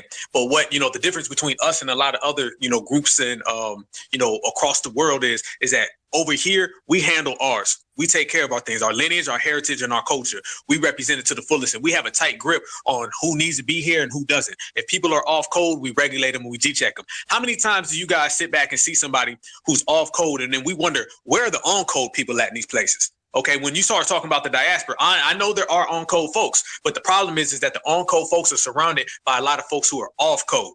When you look at us right here, our lineage, we are on-code the majority, and I'm going to tell you why. The very fact that the government has to spend so much money to derail us. You can look at the Democratic Party, all these political people, all these, transactions that are made, they're all made to stifle us. That shows you that we're operating on code. The very fact that when you go over there, you have people who are on code once or twice, you got another people, but this in pockets. We move more of a collective unit. So therefore, when we make things happen, we make things happen. Trust and believe. They're coming up with ideas. And I'm talking about the dominant society, all their minions, all their wannabes. They're coming up with ideas just so they can stop foundational Black Americans from making the progress that we had. We have made more progress in the last 5 years than they've made in the last 50. And that's because we know who's on code and who's not. We know who's certified. We know who's counterfeit. Once we identify somebody as counterfeit, we run them out the paint. These other, people, they don't do that. They'll sit down and they'll let other people fester and go around for years and, put a bunch of salt in the game and give the game a black eye. We don't do that. So a notion of moving around and this notion of getting things done and things accomplished, it starts with regulating. And there ain't nothing wrong with regulating. If somebody's off code, you got to check them. If somebody does not deserve to be here, we got to check them, because we had that problem of that open door policy, which allowed folks to come into the building, allowed folks to come into the community, and they came with nefarious reasonings, and they ended up crippling us from the inside. So the one thing that we've done the best in this FBA era is that we've regulated and we stop folks from coming in the house that do not belong in the house. And this is the house that we built, and it's the house that we maintain, and it's the house that we sustain, and we're going to continue to do it. Brother Andy, I know you've been in here for a minute, family. You want to talk? Yes, thank you for having me. I'm enjoying the space. Yeah, call me the Tether whisperer. See, the first time I heard the word akata was on the radio here in Ghana. I'm in Accra. I've never been to the USA. So this radio was broadcasting to the airwaves, like FM, and then it was also streaming online. This was around 2000 and maybe 2006. And the topic was, man, this is a little, well, we are all adults here. The topic was Ghanaian men and Akata men, who is better in bed? So you had this woman calling, talking about Ghanaians living in America and Ghanaians over here who had experiences with, freedmen. And that was my first time of hearing the word akata. And it was it was being normalized. You see, the culture over here is tribalism. This akata they call you. You see, the tribes over here, they like to name other tribes. My mother's tribe is the Ga tribe. We have other tribes giving us other names. They call us Incline. That is why the capital of Ghana is Accra, but not the name of the natives, which is Ga. They call us Accra because the white supremacists had the Incline, and then they could not mention Incline. The Incline became Accra. It's a common practice where tribes name other tribes, and then calling people inferior. That's also another thing they do. One tribe likes to dehumanize the other tribe so they can attack them, so they can sell them off to slavery, so they can take their resources. You understand? Tribalism is everywhere in Africa, but at the same time, it's a taboo word. In that sense, no individual likes to get called out for it. You understand? So now, when you call them out for tribalism, that blocks a lot of the reverse psychology that they like to play on you. When you call them tethers, you are calling, when you call them a tether, sorry, they'll say, what are you calling me? What is a tether? What is that? And then you have to explain to them what it means. And then they say, why do you hate me? You see, they start playing the victim. But if you go around all that and just hit them in the face with the amen, you are practicing tribalism. You just watch them choke up. And it's a 2-for-1, because when you call them out for tribalism, they'll say, okay, you've disarmed me, you've exposed me for what I'm doing, and you are stating the fact that you are a tribe, which is FBA is a tribe. And yeah, I land my plane. Hold on, Brother Andy, can I ask you some questions, brother, since, I got a bunch of, Foundation Black Americans on this panel, and, you're here, family. I want to ask you some questions. If you could just give me some, quick answers, I appreciate it. May I do that? Yes, sir. All right. Now, they tell us a lot of times that akata is a term that's only used in Nigeria. You tell me that akata is actually used outside of Nigeria, correct? Yes, sir. It is used here in Ghana. The first time and the only times I heard akata in person was here in Ghana. I only started hearing akata was being used by Nigerians when I got on code, following Tariq and, the whole movement. Okay, so that's right there for everybody listening. That is disproving the point that they say akata is only a Nigerian term. I appreciate that answer, family. Let me ask you another question. You said that they try to dehumanize other tribes and other groups that don't think like they do, correct? Yes, they do. That is one of the attributes of somebody who is practicing tribalism. They'll say, these people, they are dirty. These people, they are cows. Because these people are Fulani, or this Fulani, they are cow. That is just dehumanization. Yeah. I appreciate that as well, family. So you're saying that anytime they have an issue or some type of problem with another person, one of the go-to things they do is try to dehumanize them and comparing the animals and comparing the things that are bad? Yeah, you people, you are nothing. Let me tell you something. The Ashanti, I know people who are from Ashanti tribe. When they come to Accra, these people come from villages.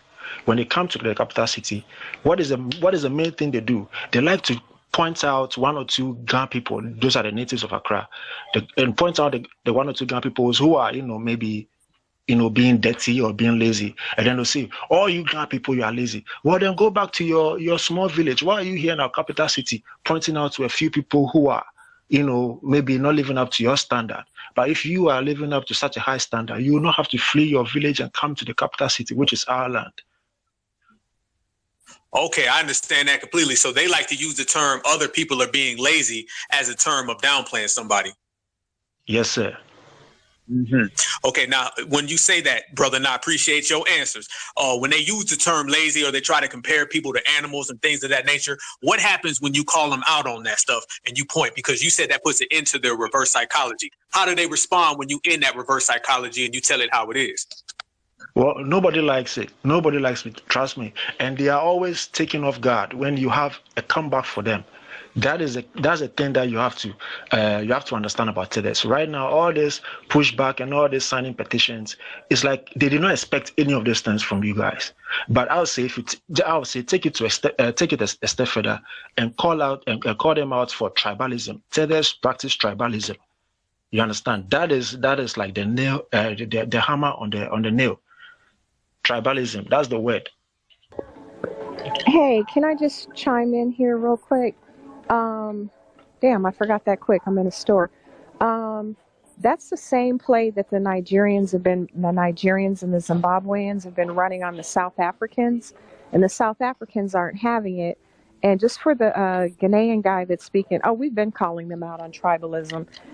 That's why they stopped running up in our room. So this isn't a new fight. You know, we told them to stop, to leave that stuff over there on their continent and not bring that to us. I got one more for you, Brother Andy. Let me ask you this question. They run around now and they have a lot of hate in their blood, and they got a lot of, spite and vitriol for foundational Black Americans. So what they try to do is they try to turn our lineage, our culture, and our heritage into a hate group. So they sign petitions. I heard you just mention a minute ago about those petitions. Would it be safe to say that the majority of people who are signing these petitions and the majority of people who are trying to hate on us and trying to falsely make us a hate group, would it be safe to say that the majority of those people are tethers? Yeah, I think it would be safe to say that. Yeah.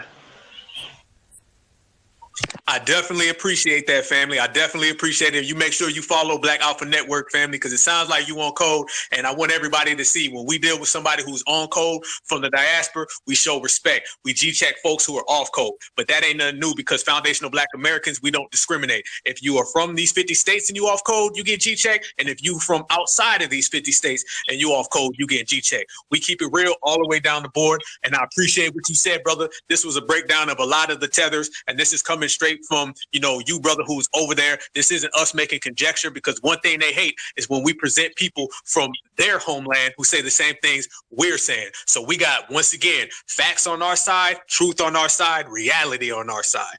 Brother Zilla, I throw it back to you, family. Yes, indeed, brother. And with reality on our side and truth, we actually having testimonials coming up here today. So that's what's really dope. So we're going to go ahead and get to the hands real quick.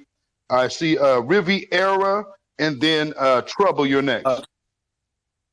Trouble was, I think. Okay, go ahead, Trouble. No, Brother Riviera, he was next. He can go ahead and go.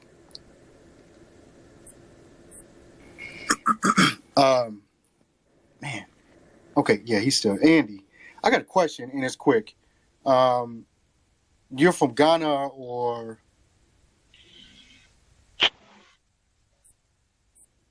You there? Yes, sir. Yes, sir. I'm from Ghana. I'm in Accra. How close in proximity to Ghana is Nigeria? Yeah, so to reach the Nigerian border is about 5 hours or even less. But to reach maybe Lagos is about 7 hours. So my wife is Nigerian, by the way. Yeah.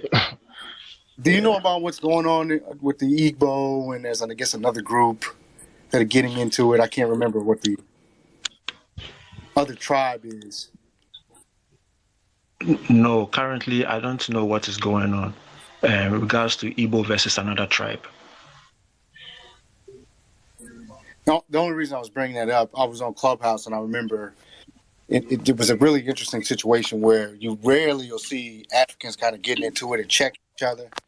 But it was a group of guys, they were Nigerians, and I guess the reason why a lot of these Nigerians are coming here to America is because they're getting kicked out by this other tribe. There's an Igbo and there's another tribe. I can't remember what it's called, but there's 3 of them.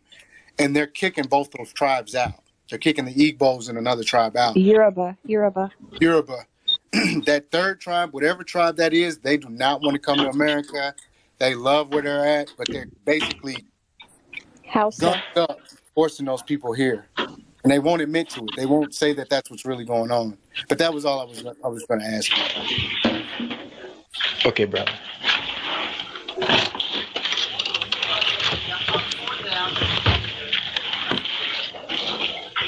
Ooh, there's a lot of background noise. Somebody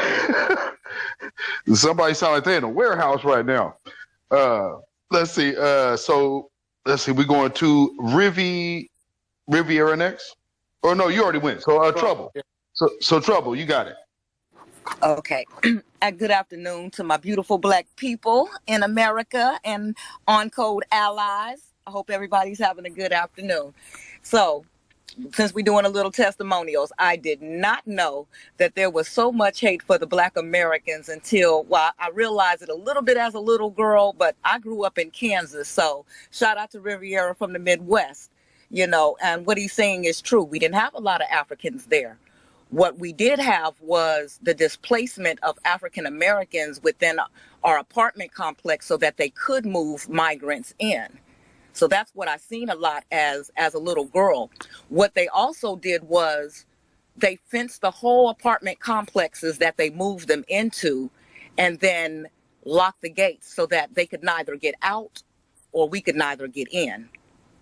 So I don't know if, and I remember my mother trying to interact with them because she didn't like the fact that they had locked them in. So she would try to take food over there and stuff like that. But there was one particular time when a woman, and it was the first time I heard the word, had came to the fence after many a times of her taking foods over there, that the woman said, "We don't need help from the akata." I wanted to play with the kids, but my mother told me that wasn't something that could happen because they had already been told, I guess she spoke with some other women before, not to associate with the Black Americans. Okay, so fast forward, I moved to Boston with my father in my 20s. And I started living and working out there. I don't like shopping with them because they're extremely rude, extremely rude. But there was I was trying to figure out where the hate for the women came in at. There was an African woman that braided my hair one time. She was snatching my head around and everything. And so I asked her if she was okay. But she continued to talk. She continued to talk in her language. She would never speak English to me after the initial introduction. So a roommate came home and she went to going off. Now you don't have to understand the language to feel the spirit. So I had already felt the negativity of her spirit. So the roommate was looking at me as the woman was going off in her language, and I just smiled at her. And so the girl asked me, she said, would you like some pizza? And so I said, yes, I'd love to like some pizza. I'd appreciate that. Okay, so the woman doing my hair, oh, you don't appreciate anything. You American women, you appreciate nothing. I didn't know where that came from. I didn't have time for it. I wasn't even trying to let it seek into my mindset as far as why, because I really didn't pay attention to stuff like that. But it did make me curious years later why they felt like that. I had a few people from Haiti and Honduras and other Africans that were working up under me on my job. They did not want to take direction from me. They would ignore any directions that I gave them. And I'd have to get the manager to tell them what it was I wanted them to do in order for them to do it. So you would rather take direction from a white man than a Black woman who is trying to endear herself to you because I'm curious. I've never seen you all before in my life. I'd always had this, I guess maybe they say romanticized about this Black unity throughout the world. And my fight was with the white man.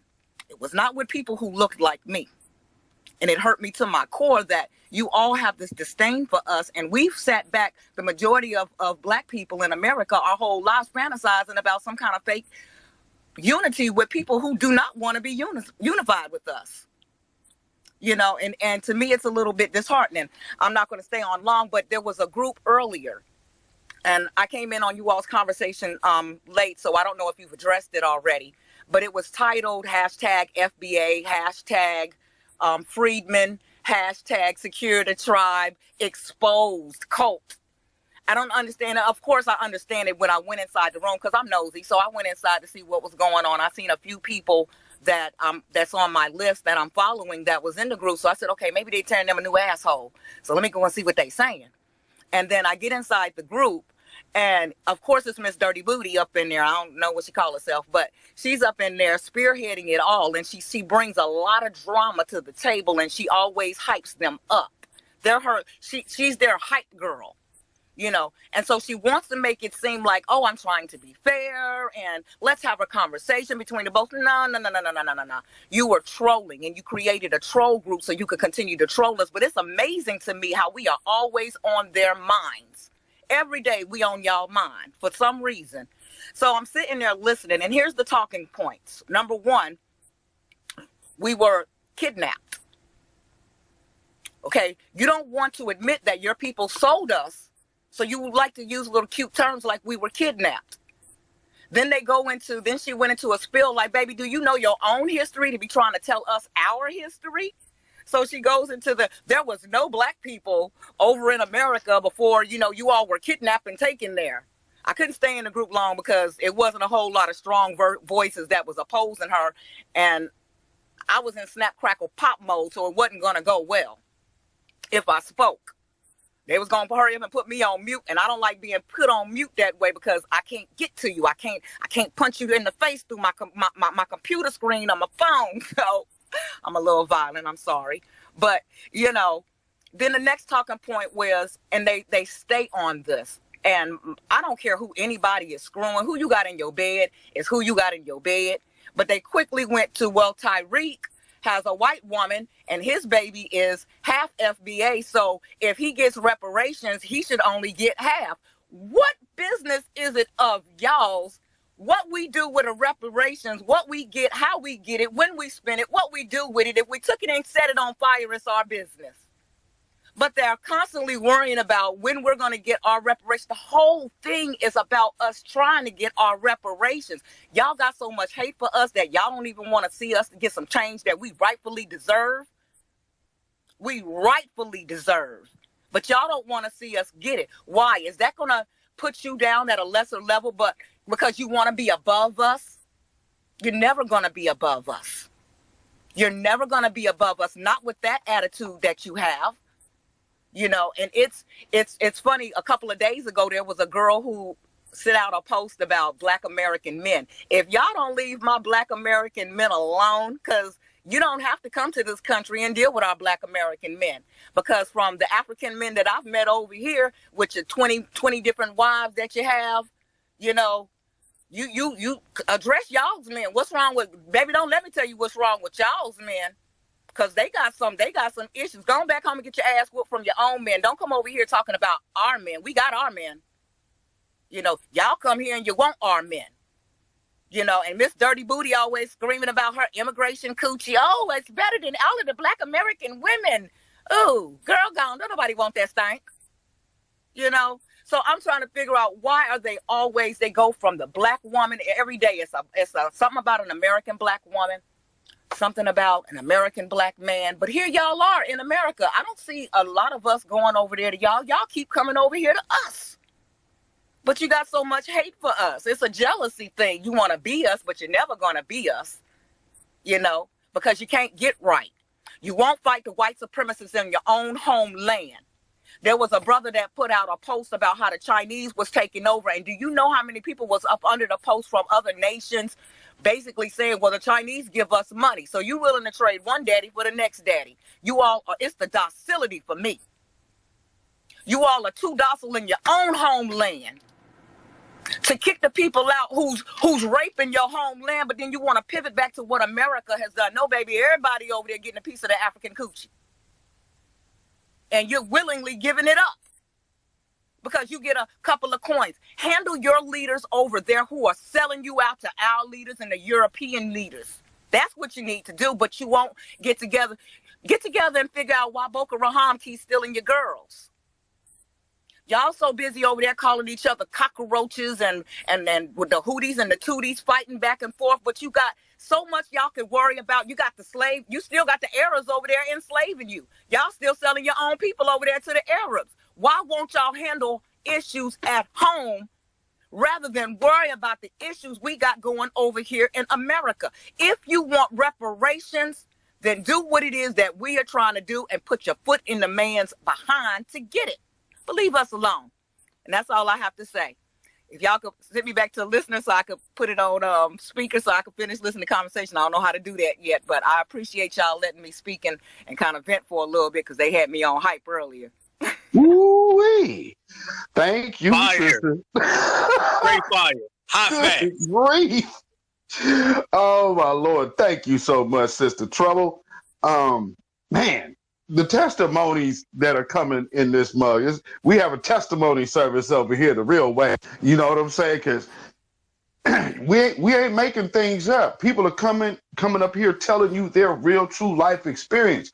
We don't hate nobody. That's another thing that you can also notice in all of the family that spoke. They coming in with open hearts, Say, well, hey, you know, we all melanated. And then you get this cold shoulder and you see what time it is. So, hey, man, thank y'all, everybody who's speaking, man. I'm just really, really thoroughly enjoying myself today. So shout out to all of y'all. I'm going to pass it to my brother. Definitely loving this today, man. This is one of my favorite spaces that we done did, brother, and we done did some good ones.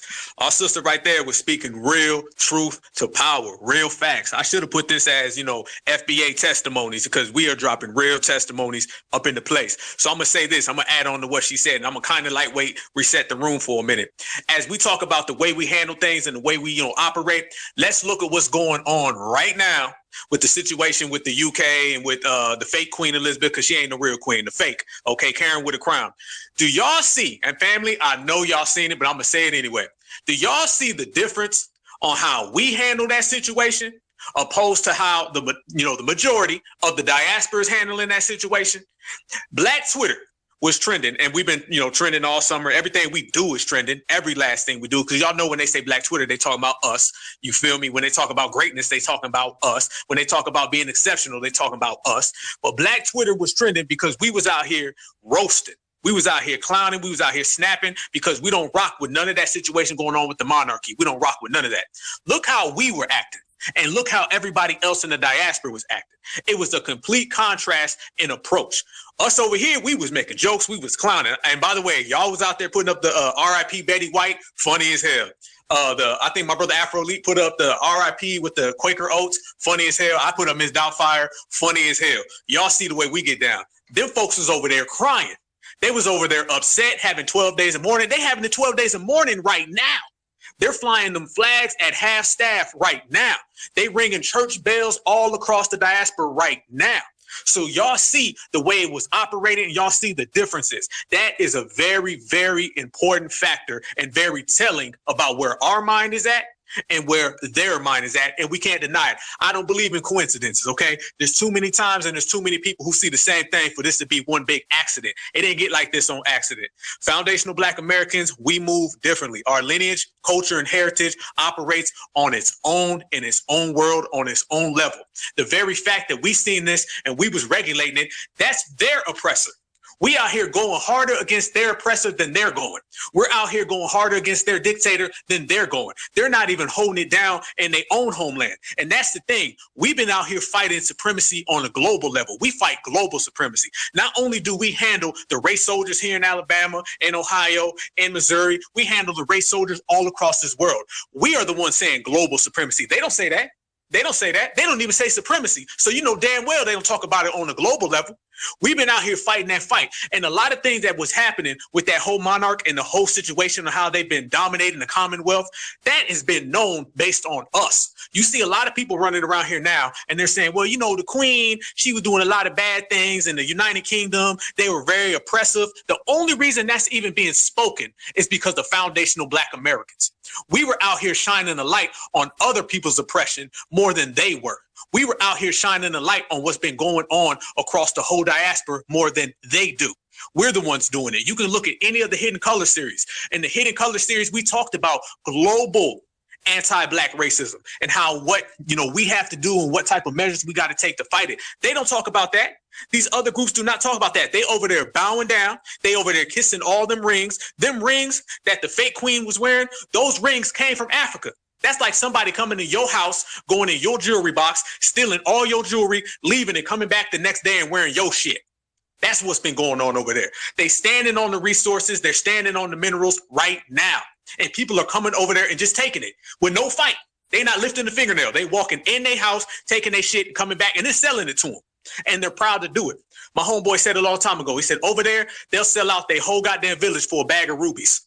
2 seconds. It don't matter. That backstabbing culture is very known and it's easy to take advantage of. And the dominant society has been doing it. And for foundational Black Americans, it's not our job to fight global supremacy more than the Black folks globally. Okay, we got our hands full right now, getting to the money, doing what we have to do to empower ourselves. These other groups right now, they don't empower themselves, so you know damn well they're not trying to do it. So let's get this straight. The same folks who came over here and said they co-created hip-hop, you didn't co-create hip-hop, you created wealth for the dominant society. You created wealth for the Commonwealth. You created wealth for the monarchy in England. So you don't need to worry about what you claim to create it over here, because you've been creating a lot of luxury for the kingdom. Send it to you, Brother Zilla. How true it is. And all of that boasting they be doing, it's like, well, you had to flee to the UK. So it's not, and then they go from the UK and then end up in America. It's like, that says that these people were trying to I mean, they would drown in the ocean for attempts to get around these people here. And that say a lot about these folks. While coming in here, like, think of how some of them talk to us. Like, well, I'm not even black, I'm Caucasian. Like, a whole Somalian is calling themselves a Caucasian. It's like, come on now. Now, what really got me was I know y'all seen the video of the people crying over the Queen. Now, when we talk about getting together and fighting together, family, we ain't doing that. And you can't fight with nobody who's Holy Queen, Holy Queen. You can't fight with nobody that's talking like that. They absolutely have a different agenda. And I think that's, like, you know, I guess it's hard for some people to kind of get over and accept. But at the end of the day, you cannot ever try to team up with somebody who has such a backstabbing culture and queen worshiping type of nature. I mean, that's night and day. That's oil and water. We don't mix, fam. We don't mix at all. And with that being said, I see Path, you got your hand up. Go ahead. Again, I'd like to say thank y'all every time for the communication. And like Beat Cell said, the word is accept. I think, like, just like the white supremacists before in this previous movement, we're trying to go and talk to white supremacists and all this other stuff. But once we understood the depth of the culture, is very simple. I say on a mental level, it's about resources, control, and fear of maintaining specifically the culture of white supremacy / survivalism. But once we start understanding the culture, it's like, okay, either they're going to put up with policies and tangibles, or there's not even worth going back and forth, because we understand your culture and we accept your culture for what it is or what you accept it to be. And it's the same thing with these tethers. Once we accept their culture, is when it's around black folk, it's time to be like a parasite or fungus. But when it's time for these white folk and Asians, it's time to give up everything, including their country, their people, their resources. Oftentimes the dignity with this queen situation is like, once we start to accept that better as a people or ethnic group about how these tethers work, we're not going to be saying anything more than them than we do to, honestly, the white supremacists. What are you doing? What are your tangibles? What is your solution? What's your work? What organizations you do? Otherwise, it's really not worth talking, because we already understand your culture. Now, as we started examining you and really watch how you move, we understand your cultural values when it comes to black folks. So if you're not doing any work to go against that, then there ain't nothing to talk about.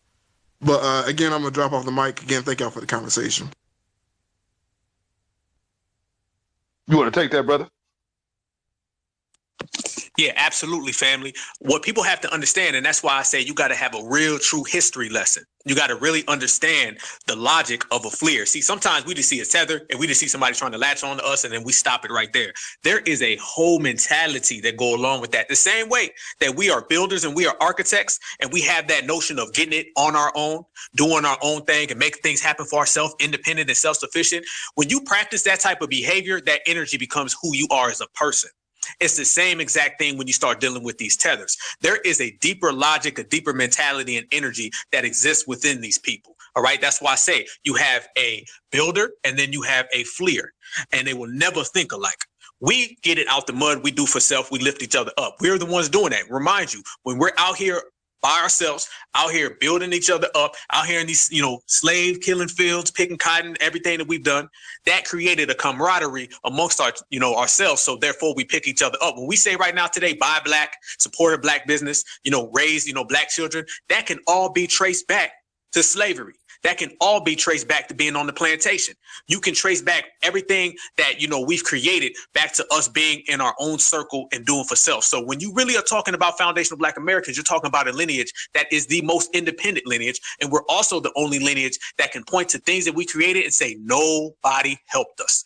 Everybody else has to point to someone. They got to point to slaves. They got to point to servants. They got to point to somebody that they forced to do it. We don't have to do that. We could say we did it by ourselves, for ourselves. So therefore, that created an energy within us to where we hold each other down. We call each other brothers and sisters and kings and queens and goddess and gods. That's where all that come from. That come from being by yourself. You take you and your brothers and sisters, your family, your mom, your dad, your uncles, and y'all go all be in the same place. Y'all stay there for a while. Next thing you know, it's going to make you tighter. And we're airtight right now. These other groups, they have that backstabbing culture because that's what they've been doing since day one. They've literally traded slave masters. The whole world has enslaved them one way or another. One way or another, they've literally just changed slave masters. Right now, you see them, you know, being exploited by Asians. They were exploited by Europeans. They were originally exploited by the Arabs, and they've just flip-flopped and twisted it and turned it. And they're still out there stabbing each other in the back, selling each other out. Like you just said a minute ago, Brother Zilla. That's why they all speak with a damn British accent. All their kids go to damn British schools. They'll sit there. A lot of people don't know. African leaders don't even live in Africa. They'll go to Africa, they'll get on TV, they'll go wherever, make a speech and have everybody fucked up. And as soon as they done, they getting on the plane, they going back to goddamn Liverpool or Manchester.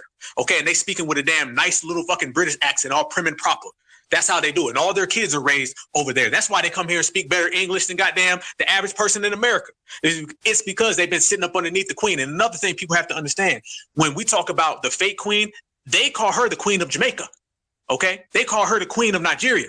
The queen of Kenya, like they call her their queen. They don't just say she's someone else's queen. They don't say she's a queen who visited here. She's not a queen who just came by real quick. No. They refer to her as their queen. Not a Jamaican from Jamaica, not a Nigerian from Nigeria. No, they say this is our queen, Elizabeth. And then they hold her up high. And she's walking around there with all the diamonds and all the jewels and all the minerals that belong to Black women. Okay. And then when I seen that video with the Black ladies over there crying and all the folks was tearing up and stuff like that, those things are this. And think about it. If you really examine it and you watch it, name me one person. I'm talking about today. I ain't talking about back in goddamn 1402. I'm not talking about a goddamn 1229. I'm talking about right now. Somebody name me a Black woman or a Black king that we refer to globally as a king or queen of Africa or Jamaica or anywhere else. Can't think of none. Name me one that is known, not one or two or three or four on the side. Name me somebody that they call a king or queen that is from the diaspora, a Black person. There ain't none, but they are quick to refer to her as Queen Elizabeth. And you see right now, they already calling him King Charles, and they rolling out that goddamn red carpet. Queen Elizabeth wasn't even motherfucking gone yet, and they already had that damn royal carpet rolled out and accepting the new monarch. Okay, so he just took down. So as I say, they've literally passed the baton and passed down colonizer to colonizer to colonizer. They're already getting ready for their new one. So anybody who has children that's, 10 years old, by the time they're 20 years old, King Charles, he's going to be what Queen Elizabeth was. And then eventually he's going to pass it down because they have showed us no signs of breaking those shackles. They showed us no signs of separating. They showed us no signs of being independent. And anytime you see somebody over there who is genuinely independent and wants to separate, all the other groups get together and they team up on them. It's the same way right here, how we say we're not voting for the Democratic Party, and then they pick up their coon phone and Bakari Sellers and Roland Martin try to come in and keep us on the plantation. It's the same thing with people in South Africa like EFF, when they get together and say, no, we leaving the monarch, we're leaving this Commonwealth, then guarantee you all the tethers, all the coons, all the backstabbers, they team up and say, stop. We want you to stay right here under this Commonwealth the same way folks want us to stay on the plantation. The only difference is when we say we leaving, we leave. When they say they leaving, they get stuck. Back to you, brother. You know what's so funny about these people is that they act like all of this corruption doesn't go on, and then when they talk about the corruption in their governments in their homelands, they act like that's not their nature as well. It's like, no, if we're going to talk about a culture, you can't separate yourself from the culture of deceit that you're coming from. And then you come over here because you were not as successful in your own country. And then you go ahead and smoke screen everybody over here into believing that you're down. And then once you get yourself in a good position, then you stab us in the back. So look at how many people were comfortable with plotting that until we was like, yeah, we just going to focus on us. Oh, you akatas. Oh, you akatas. Now they're trying to tell us, now after calling us akatas, and I guess we went ahead and pushed back on that, now they're trying to tell us that akata isn't a bad word, or like the lie that we just debunked a minute ago, that, well, not only is akata a Nigerian term, but it's a term that is used across Africa. Now they'll tell us, oh, well, that's in Nigeria. I don't know about how other places are. I can't speak for those because I'm from this place. But they know, and we just heard it here, the truth. So, but they'll still try to come up here, just like my man from the Congo. We'll always try to dilute what we are and what our contributions are here. And then also our understanding of white supremacy is just so much different than Tether. I mean, because, damn, this cat actually thinks that the Congo Square was going to be about they're naming them that, and they're showing them some friends. That's absolutely asinine. No, you are talking about your mortal enemy. See, when you people talking like that, that's how you know that that's Tether talk, because we know for a fact these folks don't rock with us like that the long way at all. However, these people can't wait to get up under Zaddy as first thing they can, and then they get Christian, whatever his name was a Bumpin' Selly. That happens, and then next thing you know, they're black again. As for me, I'm cool on that attitude and mind state that we're beneath these people just to be lap dogs or just to be security guards, because a lot of them be treating us that way. They treat us like security guards, and now they're trying to treat us like the damn bank, while they have all of these other little things going on, trying to get their money from England. They still trying to figure out a way how to get ours. So that tells me a lot. And we also got to deal with how many of these people come from slave trading families, albeit they're from the motherland. You know what I'm saying? Some of these folks is like the dude, the Rage Against the Machine Cat. Just like the brother said, most of their leaders do not live on the continent. So the Rage Against the Machine dude, which most people don't even know, his father is a Kenyan diplomat for the British monarchy. So these cats, he's a Rage Against the Machine, but they literally come from the damn machine. So yeah, keep an eye on these damn tethers, because he's black, he stands for cause. That dude is a Kenyan. He's no different than Obama. So somebody just let's not forget that there's more than one word, one racial slur that Africans have for us. There's right. Jareer, Abi, Abruni. There's a ton of them. Different tribes, different countries, different ethnicities have a lot of racial slurs for us. And don't forget the State Department, our government, our tax dollars are paying state employees to tell them when they're processing them to come here, to stay away from us. I don't have the bandwidth to take on every project, but I've been putting out a call to action. Can we get a working group of people who are going to tackle that and address that with the State Department? The next thing is, let's not forget people like Seal. Seal, that was married to Heidi Klum, has huge disdain for Black Americans. And the movie, The Harder They Fall, was produced and directed by Seal's brother. Seal did all the music. They made the music African music, reggae music, Afro beats about our icons. Bass Reeves, the Lone Ranger. I can't remember all the characters in there, but they Africanized our ancestors. So we just got to really look and see what's going on. This is a hostile takeover. Well, I didn't even know that because I did not watch that movie because I kind of got wind of who was kind of involved. So, but I heard it was all right. I only watched it. I never watched their stuff on a paid platform. Right. Some things I don't watch at all, but I did watch that one just to see. And it was an okay movie. Idris Elba's a dead-ass actor.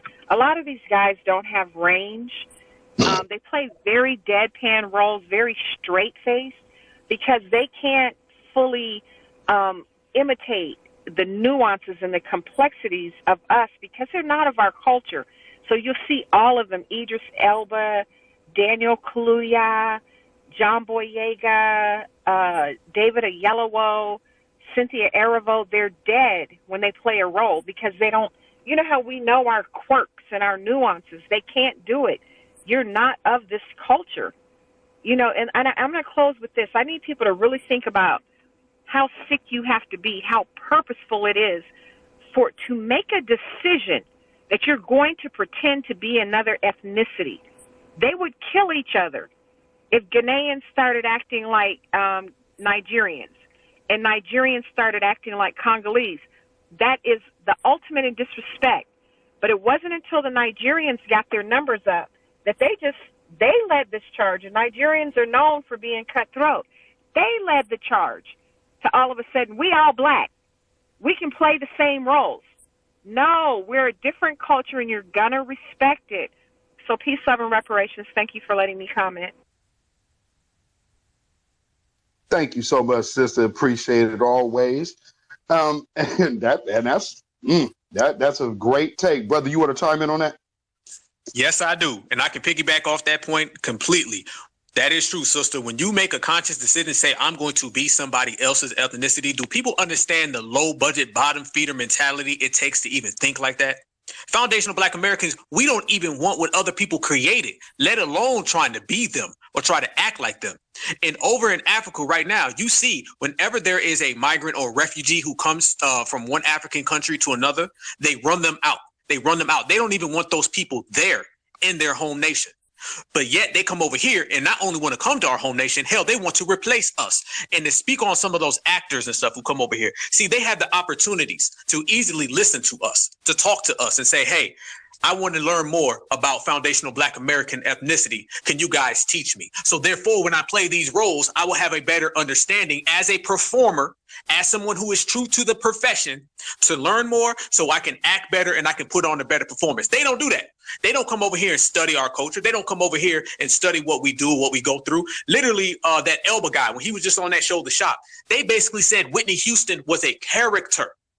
First off, Whitney Houston is my favorite singer, y'all. I'm sorry, she's the greatest of all time. I love Whitney. But Whitney Houston was a foundational Black American legend, not a character. And the very fact that they look at our people as characters, you play characters, okay? You dress up as characters. You put on a costume of a character. You don't put on a costume of a real living human being who just happens to be a human being that's a part of my lineage. And I take that shit very motherfucking personal. You understand? That's the mentality that they come over here with. And I don't go for that at all. And I'm going to continue to regulate that type of shit.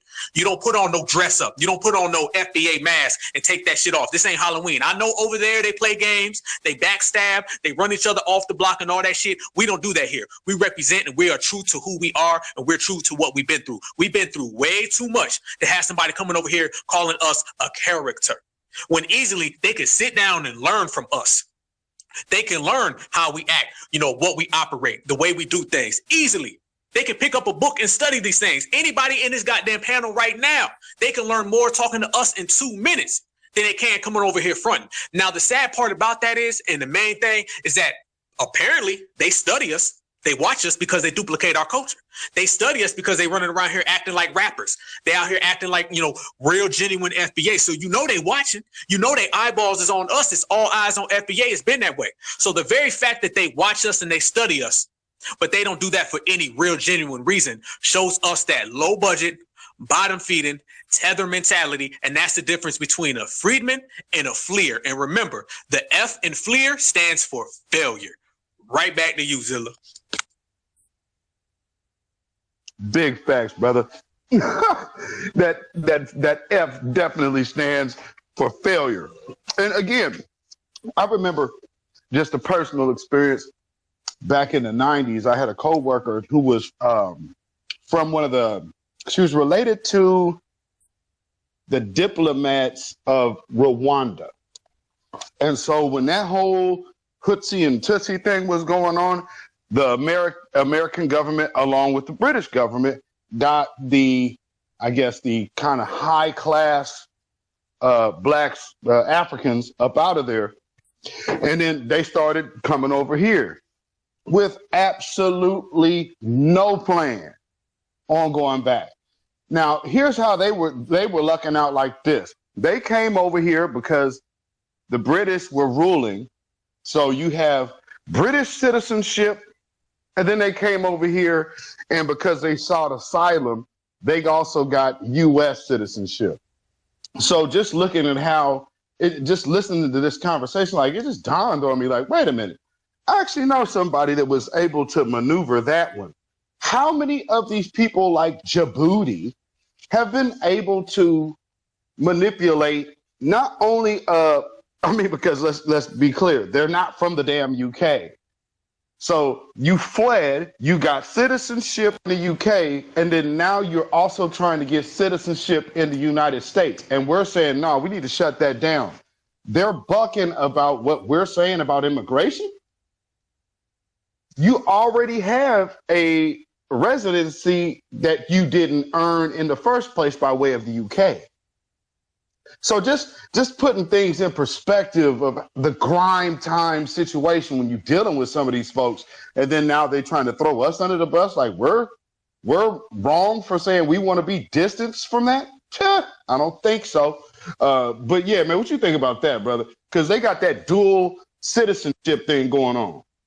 Yes, they do, brother. Yes, they do. You see them. All they are is nation hoppers. But isn't it funny, family, that whenever they go to a nation that is dominated, with W's, they act very, very good. They're on their best behavior. They go over to England, they on their best behavior. They lay low. They just do everything right. When they come over here is when they want to get messy. That's when they want to get loud and they want to get bucked. Anytime they're in the presence of the dominant society, you see a whole different face. And that goes from the nation hopping, that goes from when they're refugees, when they're immigrants, or even on the job place. On the job place, they act real rough with us. As our brothers and sisters were giving testimonies earlier today, they were saying on the job place, anytime they work with one of these folks, they're very disrespectful towards us. But let Bob or Karen walk in the room, and all of a sudden, once again, here come that damn red carpet, and they get real sweet. They get real fancy when they come around us, but when they see the dominant society, they fall in line. That is the mentality, and it's deep, deep seated within these folks. And we just got to be real with it. Foundational Black Americans, this right now, this era that we're all a part of, we keep it real. We keep it true to the core. We're not living no lies. Everything we saying is true. There's real testimonies up in here. We understand that we are cut different. We are a rare breed. All right. We do not sit there and kiss nobody's ass. And that's the main thing. If we really want to get to the brass tacks and we want to get straight to the core, the whole world, and I mean the whole world, they're really mad at foundational Black Americans because we are the only lineage that does what we want to do, how we want to do it. Okay, we operate and we function on our time. We don't wait for nobody to give us no damn green light. Okay, nobody gives us no red light. If we want to get up and make something happen, we get up and make something happen. We don't have to kiss the dominant society's ass. We don't have to bow down to the dominant society. And that makes everybody jealous, because one thing in common, when you leave this world and you go out to the diaspora, anybody who's traveled, one thing you see is that Black folks are submissive. They are submissive all across this planet Earth. Anywhere where another group of people are, whether that's a dominant society or another group, Black folks fall in line. You see what's happening to them over there in the Ukraine. You see what's happening to them over in Asia. I seen them personally in Europe. They fall in line. They don't get tough. When y'all sit there and you see things going on in Africa and Jamaica and they be running up on each other and hitting each other and all that shit, man, they over there and they yes sir, no sir, in everybody else's country. It's only when they see us they get mad, and that's the problem. They don't like the foundational Black Americans walk with that step. We walk with that bop. We speak the way we speak. We're very, very direct people, okay? And we're very true people. That makes them upset that we can build so many things. We can accomplish so many great things that we've accomplished. We can innovate. We can architect everything that we want. And we did it as our own self, true to who we are. They have to fold. They got to bow down. They got to do the tether tap dance and the tether two-step. Hell, they're doing both at the same goddamn time. Okay. We don't have to do any of that. And that burns them that foundational Black Americans are doing what we want to do and how we want to do it. And they have to always fall in line. They're used to seeing Black folks kiss ass. When they come here, they don't see that. They're used to seeing Black folks lay down. When they come here, we don't do that. They're used to seeing Black folks fold up like a lawn chair. But when they get here, they do not see that because we are different. So if you ever want to take any example of how different we are, just look at how black folks walk around the whole diaspora, beggars, and then look how we walk, builders. Big difference. Back to you, brother. Okay, so that just, it made me think of something like that I was picking up on here. Just, you know, going to the different grocery stores and whatnot. And for a time, like my wife needed something at a different grocery store, like same chain, but we had to go to a certain location. So we going over here to a store that we usually don't frequent because it's like slightly right out of town. However, this area is like Hickville, basically. It's where you're going to see a whole bunch of pickup trucks and American flags and such, the America type section. So I was just noticing, because we were wearing masks at the time, and I'm like, okay, I think some of these white folks think I might be an immigrant because just some of the ways they were moving and acting. It's like, damn, y'all are so used to punking immigrants. You know, like, it's like, okay, let me go ahead and change my hairstyle one day. And let me tell you, when I started looking very West Coast, went to the exact same store. I said to my wife, you notice ain't nobody around us? Every time we walk down an aisle, everyone leaves. It's like, man, these white folks got these Africans absolutely broken. So much so that the white people here had to just recognize that I'm not an immigrant because I had my mask on. I guess they was looking at my hair. I was like, oh, he must be some kind of immigrant. So when I'm showing them my face, they're like, oh, hell no, he ain't. It's like night and day. But I couldn't help but notice, you know, because we had to wear masks, that going into unfamiliar territory, these white people and I'm talking about, this isn't no ritzy neighborhood. We're talking about, you know, rodeo attending, spitting in a cup type white folk. You understand what I'm saying? People that probably didn't bathe since the last 2 weeks. But they're over here treating these people, and and not to mention these Africans, especially the Somalians, have a real hard time acknowledging foundational Black Americans. So that's something I noticed, that even the white folks know the difference between foundational Black Americans and the absolute brokenness of these tethers. And so it's like night and day. They would not ever come to us with the type of things they be doing to them people. So just being here to watch how they be punking these people that be talking hella crazy in these spaces, it's like, you know good and damn well how these white folks treat you. They let you know they're racist, but they're so happy to be here that they don't buck up to them racists and hop in our spaces talking crazy about us. These folks, man, I just didn't know how these white people will talk to these Africans. Man, there is not one that can ever hop up in, especially if they're from the Northwest, that can tell me shit. Because remember, we had that one dude before. I had to check his ass. Nope, you're lying. Oh, well, yeah. Basically, everything he said wasn't true because he was coming over here trying to be around them, and they don't fool with us out here at all. So, yeah, the Somalians, Djiboutians, you might get some Eritreans that fool with us every now and then, but not so tough. They go to their own churches, and they don't even speak to us when they see us on the street. I just noticed that Sunday. So just a quick testimonial. Back to you, my brother. Big facts. And hey, them churches they're going to, we already know what color they praising. Let's just say it ain't black. Guarantee it. And hey, I'm gonna add on to what you just said. You feel me, brother? I'm gonna add on to what you just said, family. It's that docile, that weakness, man. It's the same thing that we watch on the television, man. When you sit here and you look across, the ocean and you see the way they're getting treated when the colonizer shows up in the job, they act the same way. The colonizer walk down the damn street, they act the same way. They have a colonized mentality everywhere you go. Because like I said, when we pass down that certified energy, they were passing down that colonized energy. And unfortunately for them, that still plagues them everywhere they go. And we see it. Once again, they ain't no no coincidence, ain't no accident. This is this way based upon reasoning, and the reasoning continuously goes on. And when you look at, the whole nation building over there, you can see right now that they don't actually sell their resources. This is a big misunderstanding that people don't understand. They don't sell their resources to the colonizer. They hand them away. Okay. They barter them. Okay. Now they could take those resources because they are the most rich continent on the earth, but they don't take that. No. They will barter it. Okay. They could sell it right now and make all that damn money right now. But that would be too independent for them. That would be too self-sufficient for them. Let me ask the family right now. I'm sorry, I got to laugh. What y'all think FBA would do if we had access to all those diamonds, resources, minerals over there that they got in Africa? What y'all think FBA would do? We'll flip that shit 110 times in a row. Y'all know it. That's why they don't want us coming over there getting dual citizenship, because they see the way we built America, the country they want to come to. They see that we would go over there and then we would own all that shit.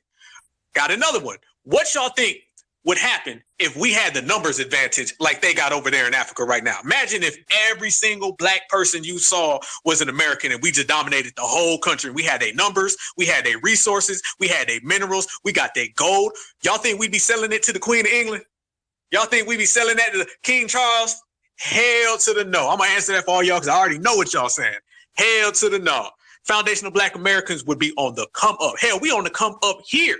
So what would happen if we had a numbers advantage and if we had all the resources that they have? They over there fumbling the bag, fumbling. And when I say they fumbling the bag, I'm not talking about $200, $300. Okay, I'm talking about 400, 500, 600 years of all the resources, and they can't even hold on to it. And then they don't even sell it. They'll sit there and give it away to each other. And as we were saying earlier, their leaders don't even live in Africa. Could y'all imagine if Martin Luther King gave his I Have a Dream speech and then he got on the plane and he flew to goddamn England and he wasn't even from America? Can y'all imagine that? Can y'all imagine if Malcolm X said by any means necessary and then he got on the plane right afterwards and he flew to Manchester, England?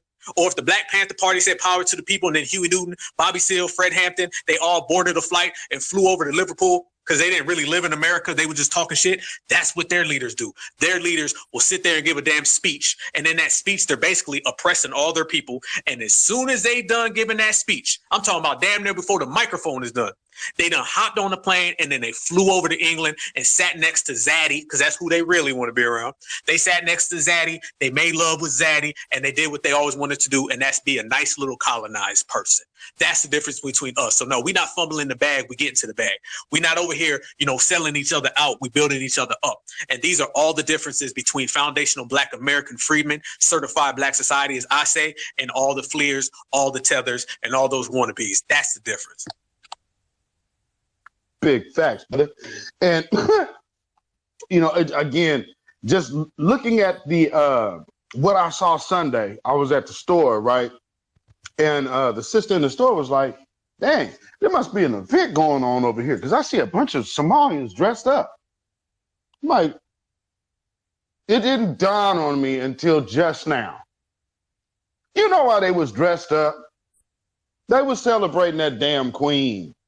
Unless there's a Somalian in here that can tell me that there was another reason why everybody was dressed up on a Sunday afternoon looking like they were going to a wedding.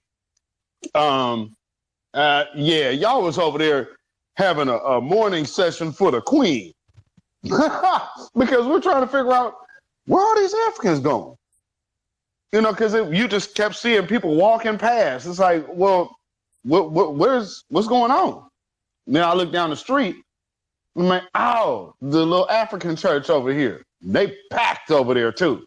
Like, oh, damn, y'all having a whole service for the queen. Hey, Zilla. Yeah. Was they doing the tether two-step? They was doing the Djibouti hop.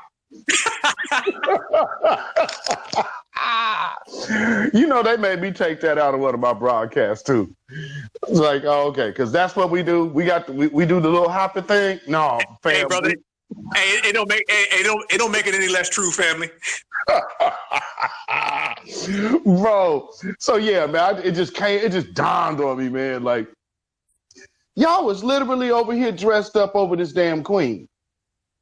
Because I'm like, well, why are they so dressed up? I mean, they were literally looking like they was going to a wedding on a Sunday. And like, usually you see a little group, because if you got to pass by there, so you'll see a little group out there but nothing like this. I mean, I'm talking about they were out in full force, and not just the old ones, but the young ones too. I even seen a Somalian stud. I didn't know they got down like that. Boy, America must really be liberating for these folks, ain't it? Go ahead, brother. Hey, the tether don't fall too far from the tree, family. The tether does not fall too far from the tree, brother. They pass that shit down, man. They pass that shit like a Frisbee. Yes, indeed. I'm not surprised by that, though. Once again, it goes back to what we were just saying. When you look at the response of how the diaspora handled the whole situation with fake Elizabeth and then how we did, it is night and day, and it did not get like that by accident. We were, honestly, to be real, foundational Black Americans didn't even give a fuck. You know what I'm saying? We just kept going. Once again, we are too busy minding our foundational Black American business, staying in our own lane, doing what we got to do. We got our hands full right now, getting to this bag, getting to money, getting to tangibles, getting to our reparations, which we will get, I guarantee it. We are too busy right now to be worrying about our own issues than to be worrying about a tether. Only thing they want to do is come over here and they want to get a dollar or a penny, you know what I'm saying, and try to take what's ours, and we're disallowing that. So right now, this is why they're in disarray.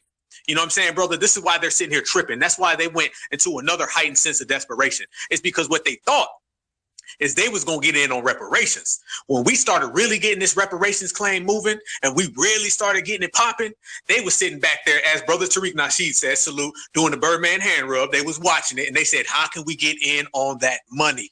And they thought it was going to be sweet. And then they start saying flat blackness, come home, brother. We all Black. Let's get together. We experience supremacy too. Now, mind you, 15 years ago, they told everybody that there was no such thing as supremacy. They said supremacy was just a figment of our imagination. They said we need to work harder and it's really not the W, it's our fault. Then when we start talking about reparations, they was like, hold on now. I experienced racism too. No, you said you didn't experience racism. Now, when we start talking about money, they want to be victims. So now they want to put the victim card on themselves. But before, they were telling us we had a victim mentality. You see what happens when you start talking about money? You see what happens when you start talking about reparations? You see what happens when you start talking about foundational Black American empowerment? The same person that was hating on you yesterday, all of a sudden now is trying to be your friend. It's like if you get a goddamn lottery ticket, you hit the lotto, all of a sudden your third, fourth cousin on your mom's left inside is going to call. It's going to be kinfolk you ain't never heard of before, picking up that line, saying how tight you are so they can get in on your paper. The reparations claim for foundational Black Americans has turned this world upside down. And the first people feel the sting from that was the tethers, because they want in on our money and our cash. And they thought it was going good. They was in their little tether vehicle and they were driving down the lane and they thought they was going to the bank. You know what I'm saying? But then their asses got derailed. They must have popped a tire or something. Okay, they popped a tether tire. Okay, because their asses wasn't getting to it. And then, shout out to our brothers out there in California. They start making things lineage based. This is where the term lineage based comes from. Lineage based is a counter to the term flat blackness. They wanted flat blackness reparations, and we said we want lineage-based reparations. So we put a halt to all of that. And then it started to sink in. Then they started to get mad. This is where all that FBA hate group shit comes in, okay? This is where it comes in at. There would be none of that had we said, okay, y'all can get in on our reparations too. It's all good. We all Black, brother. Come on in, man. Y'all can get it. There wouldn't be no FBA hate group petitions and all that shit out here. Hell to the no. It wouldn't be any of that. But once we start telling them, hell no, y'all can't get in on it. Once we start telling them, you ain't ever touching our reparations. As a matter of fact, you can get everything right here in this country on your own because no longer can you eat off of us. Then you start seeing these tether spaces every day.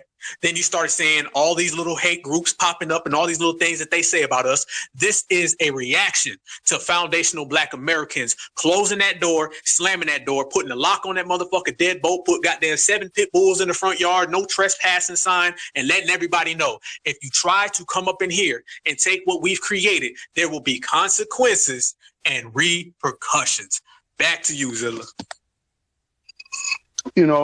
And then while you were talking, it just reminded me, I could think back to when a lot of this first started. And one of the things I remember Tariq, it was a Tariq radio broadcast, and it was called Hold Your Own Nuts. And from that, I like these people have morphed into the most angriest groups on the planet. Because again, just saying, hold your own nuts. We gonna do us, you do you. All of a sudden that has been morphed into we're a hate group. And okay, but we agree with that philosophy. You understand what I'm saying?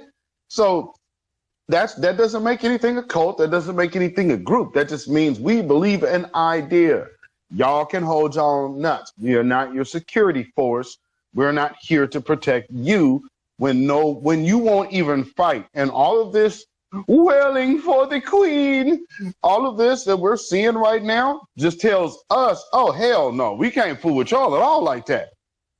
You know, I mean, do you really want to be making any type of real serious plans with individuals who will be crying over the queen? Family, you might as well go ahead and turn around, give them the knife and let them stick it in your back. Because that's all you could ever get done with anybody like that. Oh my Lord. Trouble, I see you back on the stage, sister. You probably got another testimonial, sister. Go ahead. Let's hear it. Hey, how y'all doing? I just wanted to send the alert out right quick, but before that, I remember we was talking about tribalism, and I'd seen a post a while back from one of my Pan-African people I'm following, and they wanted us to stop saying that they are tribal because that was a white supremacist talking point. But you don't believe in white supremacy, so how was that a white supremacist talking point? You know, it's it's hilarious. It's hilarious, the mind flips that people be going through on this little bird app. But let me send out an alert as far as the money thing, because see, I got so many Nigerian uncles in my email that done died and left me a couple of $1 million. You know? But if you ever paid attention to a lot of these stories, because you know that a lot of Nigerians and certain Africans go into the nursing field, be careful with your loved ones because they've been beating their asses. They have been so many articles of you know, when they show the black people, I be looking at them, let me go and look at their name because I already know it ain't us, you know, that's be beating on these old people's behinds, you know. And another thing a lot of people might not know is they're in the hospitals, of course. So when my sister, God bless, when my sister was dying, get myself together. She was going through her cancer, so she was going through her last her little, you know, whatever they call the last moment treatments or whatnot. What I didn't know was one of her nurses was an African, and my sister has never been religious. Matter of fact, I came out of the church when I was 12 years old because I didn't like what was going on, and my mother said I had to wait because that's when my sin was on me. She didn't want my sins on her, so you got to wait till you're 12 years old and get baptized. Now I ain't gonna tell you about how the preacher tried to drown me when I told him that was my last day. That's a whole nother subject, but I felt like that fool tried to drown me anyhow. But so when she was in the hospital, she had a Nigerian nurse. She wasn't a religious person, but because she was in her last moments, she felt like she needed to get closer to God. A lot of people do that.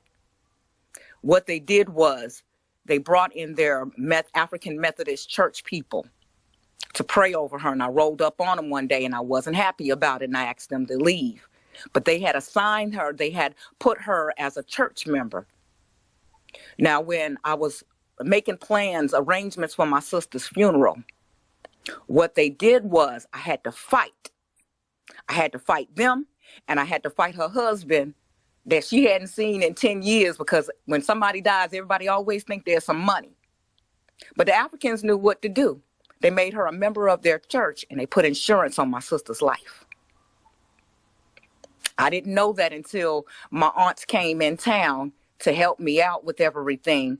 And I was trying to figure out why they kept trying to get me to allow them to do the burial in their church, have the proceedings in their church. And my aunt had told me that churches do that because they have insurance on the person. And the only way for them to be able to collect is if that person is in the church house, is if they have the proceedings there. So I fought it to the end of the time. I ended up having her cremated.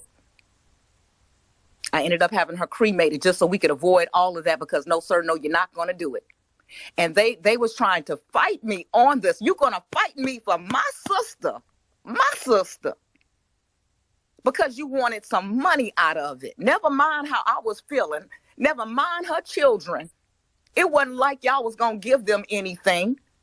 but they wanted to fight about it because it was some money involved. That's the insidiousness of a people.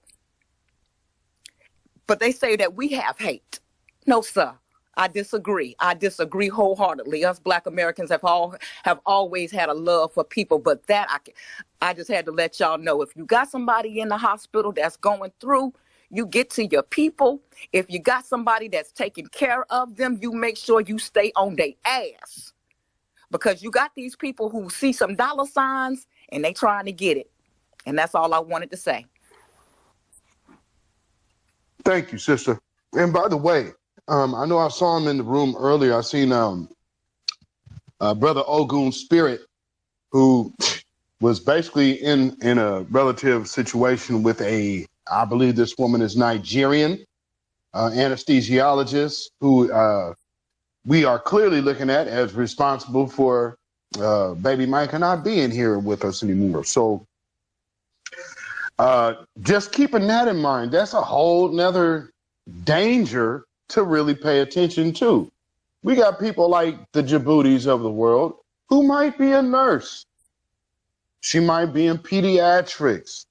She might be, an anesthesiologist.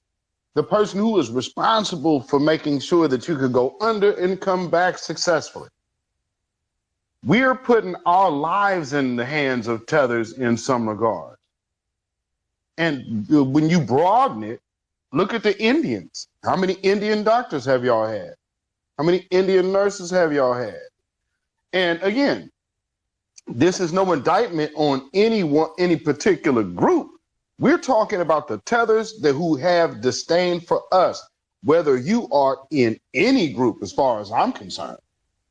Because we have a lot of these people who come over here, they have these ideas about how foundational Black Americans are.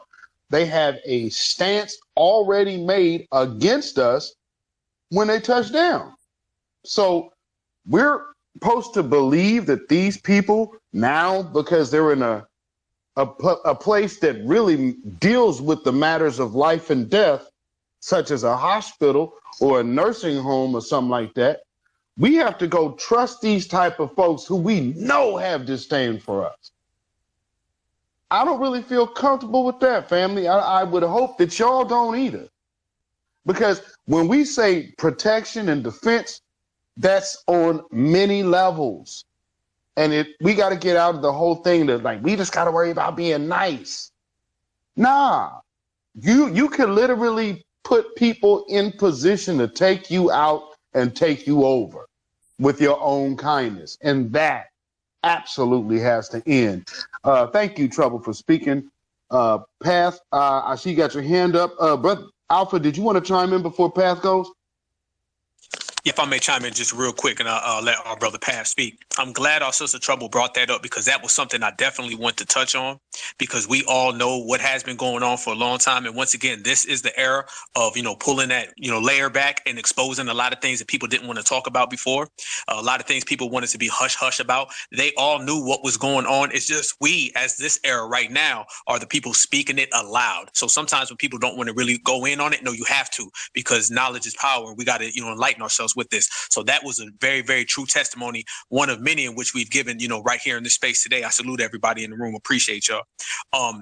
What happens is when you start dealing with these tethers, Black skin becomes a badge that allows them to get in. It's like a fake ID card. Okay. It's like somebody going to a club, and they're not old enough to get in the club, and they flash their fake ID, and then they get access. Blackness and melanated and all that stuff. This is why it's very important that we become lineage based. And we really start checking folks, and we really start checking their premiums, and we really, really got to run paperwork on people, because people will slide in with Black skin, and then they can come in, but that Black skin is only used as a weapon against us. They've weaponized their own skin color. They love it. It's a badge of honor, and it's also a fake ID. It's fake identification. I'm FBA. No, you not. Okay. And they don't know these things because they slide on in. How many times have we heard a Twitter space and somebody say, "Where you from?" And they'll say, "America." Okay. What part of America? The South. All right, where at in the South? On the East Side. East Side of where? By the bridge. What bridge? They can't even answer these questions. And that shows you that they act like us. I seen somebody call into one of Tariq's Twitter spaces, and the damn person had a Nigerian voice, but was speaking in an Alabama accent. It was broken as hell. So they love the infiltration. They love to act like us, and they love to kind of play that game. So this is why it is very, very sure that we become airtight and we understand our lineage, because when these folks come over here to America, the first thing they want to do is assimilate with the dominant society. And the best thing that they feel they can assimilate by doing is coming down on us so they can get some butter biscuits. They can score brownie points. They say, if I come down on foundational Black Americans, maybe Zaddy will like me. Maybe I'll get invited to their barbecue, okay, and I can eat a bunch of bland-ass food. That's what they want to do. So everybody has this onus when they come here is to come down on foundational Black Americans, and they try to do that to score brownie points with the dominant society. So it's very, very focused on us to keep them away and understand that all melanated folks ain't down with us. All Black folks ain't down with us. And we need to start with our lineage, and then we'll operate outwardly. It's inwardly, outwardly. Because too long, we were outward, inward, and we seen what that got us. Brother Path to Justice is on you. Okay, again, thank y'all for the continued conversation. I'm going to add on to what Beats. So, and actually, everybody who's had specific stories about these tethers, to be honest with you. Oftentimes, during the civil rights, Dr. Martin Luther King especially was one who said, vote or look at everybody as individuals. But this cultural focus is important as these people work as a group, because you have a lot of people being complicit to those who are doing wrong too. So not only do you have group politics that affects us because it works on a massive scale, but that whole slot of people who are very complicit towards a lot of these negative actions have to be addressed too. And I guess we could use the again the Muhammad Ali example about the 10,000 or 1,000 snakes. But it's really, that's the problem, is that we don't have people who not only do these negative actions, but everybody who's complicit to it as a group. So we have to address their politics as a group. That's important to remain focused on moving forward.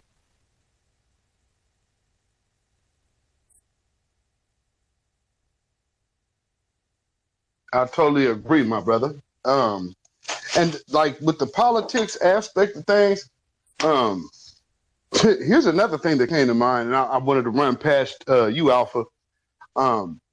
Considering how we've kind of came into realizing like we have a whole Caribbean CARICOM type of deal going on within our Black caucus, it just got me to thinking about, we need to take a deeper look into folks' backgrounds, into going down even to local government, because deeply are these roots of infiltration with the business. Because if you think about it, nobody was really bucking up until we said we need reparations based on lineage.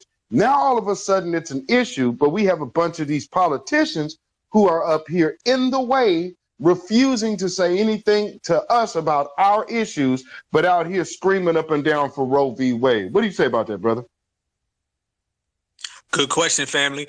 I appreciate that as well. That's exactly what we have to do. We got to start really holding these folks, under pressure. We just got to keep continuously doing it, because the political atmosphere has been altered by these tethers. The same way we speak of them using their skin as a fake ID, that's the same way they do in the political world. That one lady, she was I don't know where she's from. She might be from the Caribbean. Y'all remember that? I'm sure somebody in the room remembers. Remember the lady who won some office and she came out and said Black folks in America need to get over slavery? She said that just recently. Yes, that person. Did you guys see the other little picture that came up with the dude who was bucking his eyes and he's shaking hands with a W? This just came out a couple of days ago, and he was saying he wants to get rid of Black History Month. You know what I'm saying? This is what they do. Remember, when you start talking about anti-Black racism, whether that is anti-Black racism who is being done by the dominant society, or is anti-Black racism being done by a minion of the dominant society, they all have a job to do. There's multiple job titles within anti-Black racism. Just like the dominant society, you got to have good cop, you got to have bad cop, you got to play, soft races, you got to play hard races, you got to be the sneaky one, you got to be the overt, the covert. It's the same thing with tethers. Tethers all have different roles to play. You're going to have the one tether who's going to come here and say, y'all need to work harder and pick up your pants and it ain't a problem. He's playing his role as a tether, an anti-Black racist minion. Then you're going to have the other one who's going to come in and be friendly. He's going to say, well, no, I understand where you guys are coming from. We all Black, da-da-da-da-da. You're going to have a job title for every single one of them, and that's only to cause confusion. Okay, and it's to steer you away from one and run you into the other. And I always say on the Black Alpha Network, I always tell people, I say, be careful of an anti-Black person because you might run away from one and you might run into the other. That's why the best thing to do is to stay firm where you're at, plant your feet in the ground, and stay airtight with your family. You guys are all my family. This is lineage based all day, every day, twice on Sundays. That's how you do it, and this is how you combat it. So back, genuinely to your question, brother, with the CARICOM and all these other aspects, the same way that they try to replace us in the movie world, how they bring in tethers to replace us. It's the same thing they're trying to do in the political world. First off, a lot of the foundational Black American representatives don't get the real opportunities. Okay, Kamala Harris is a tether. Barack Obama is a tether. These folks are tethers anyway. So we've already seen the play and the seeds being laid out a long time ago. The dominant society loves non-FBAs because FBAs are the only people who have consistently fought back. We're the only people who stood on our own. We're the only people who have ever spoke true empowerment. So they would love to have a tether come over here and replace us. They don't mind saying we have Black people in America. They just don't want to say we have foundational Black American people in America. That's the difference. So they can go get a bunch of Black faces that don't think like FBA, they'd be completely happy with it. And you see it play itself out publicly, privately, socially, politically. Sister Lisa, I see you.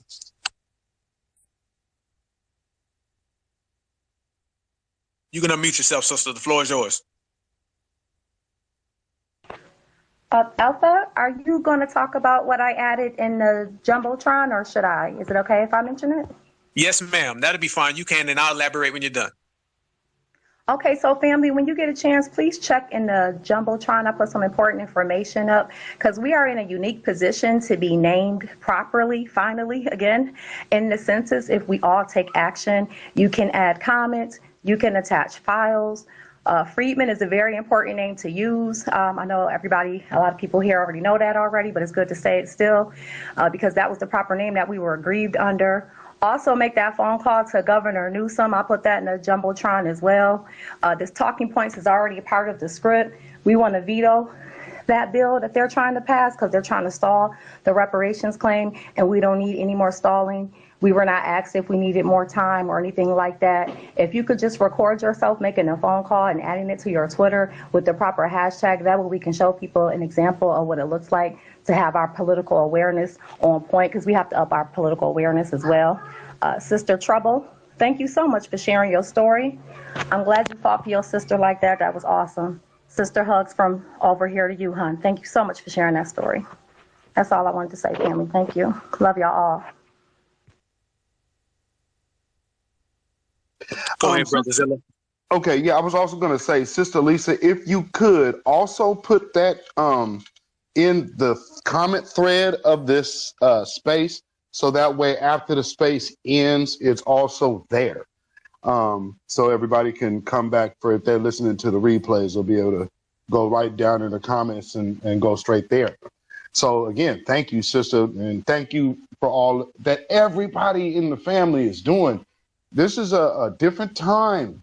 It is a different time and space, and it's great because for far too long have we had these do-nothings that had the loudest voices, and they were sitting up there as the face of Black folks while sitting up there. Well, hey, you guys mainly got the election won for Joe Biden. What do y'all want? Well, we don't want nothing. We need to get them do-nothing disasters out of our way and out of the paint, because by no means should any politician that represents a community get up there and say, we got you the vote, but we don't want nothing. Yeah, we got to be finished with that, family. And with that, I see Pat, you got your hands up. Go ahead, brother.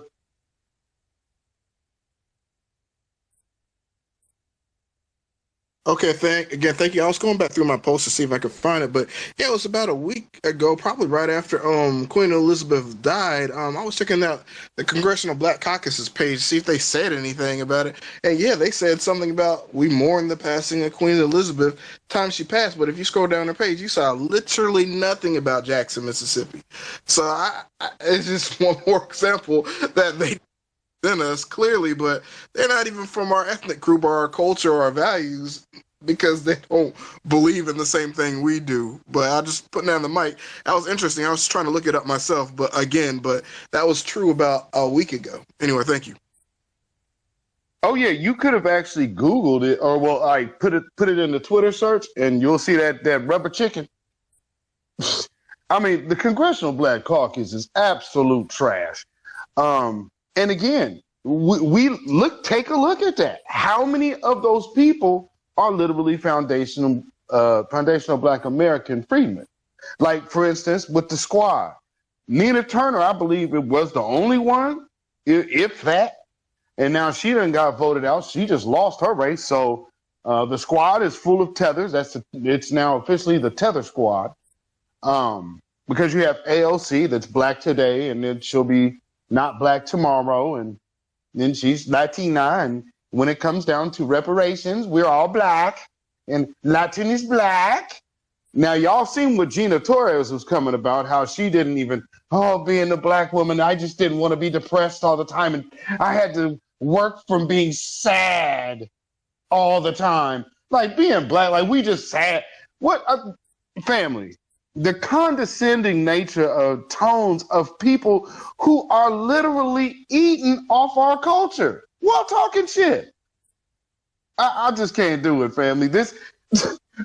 These type of people do not get my money out here. When I start hearing stuff like that, it's like, okay, I really wasn't rocking with them anyway.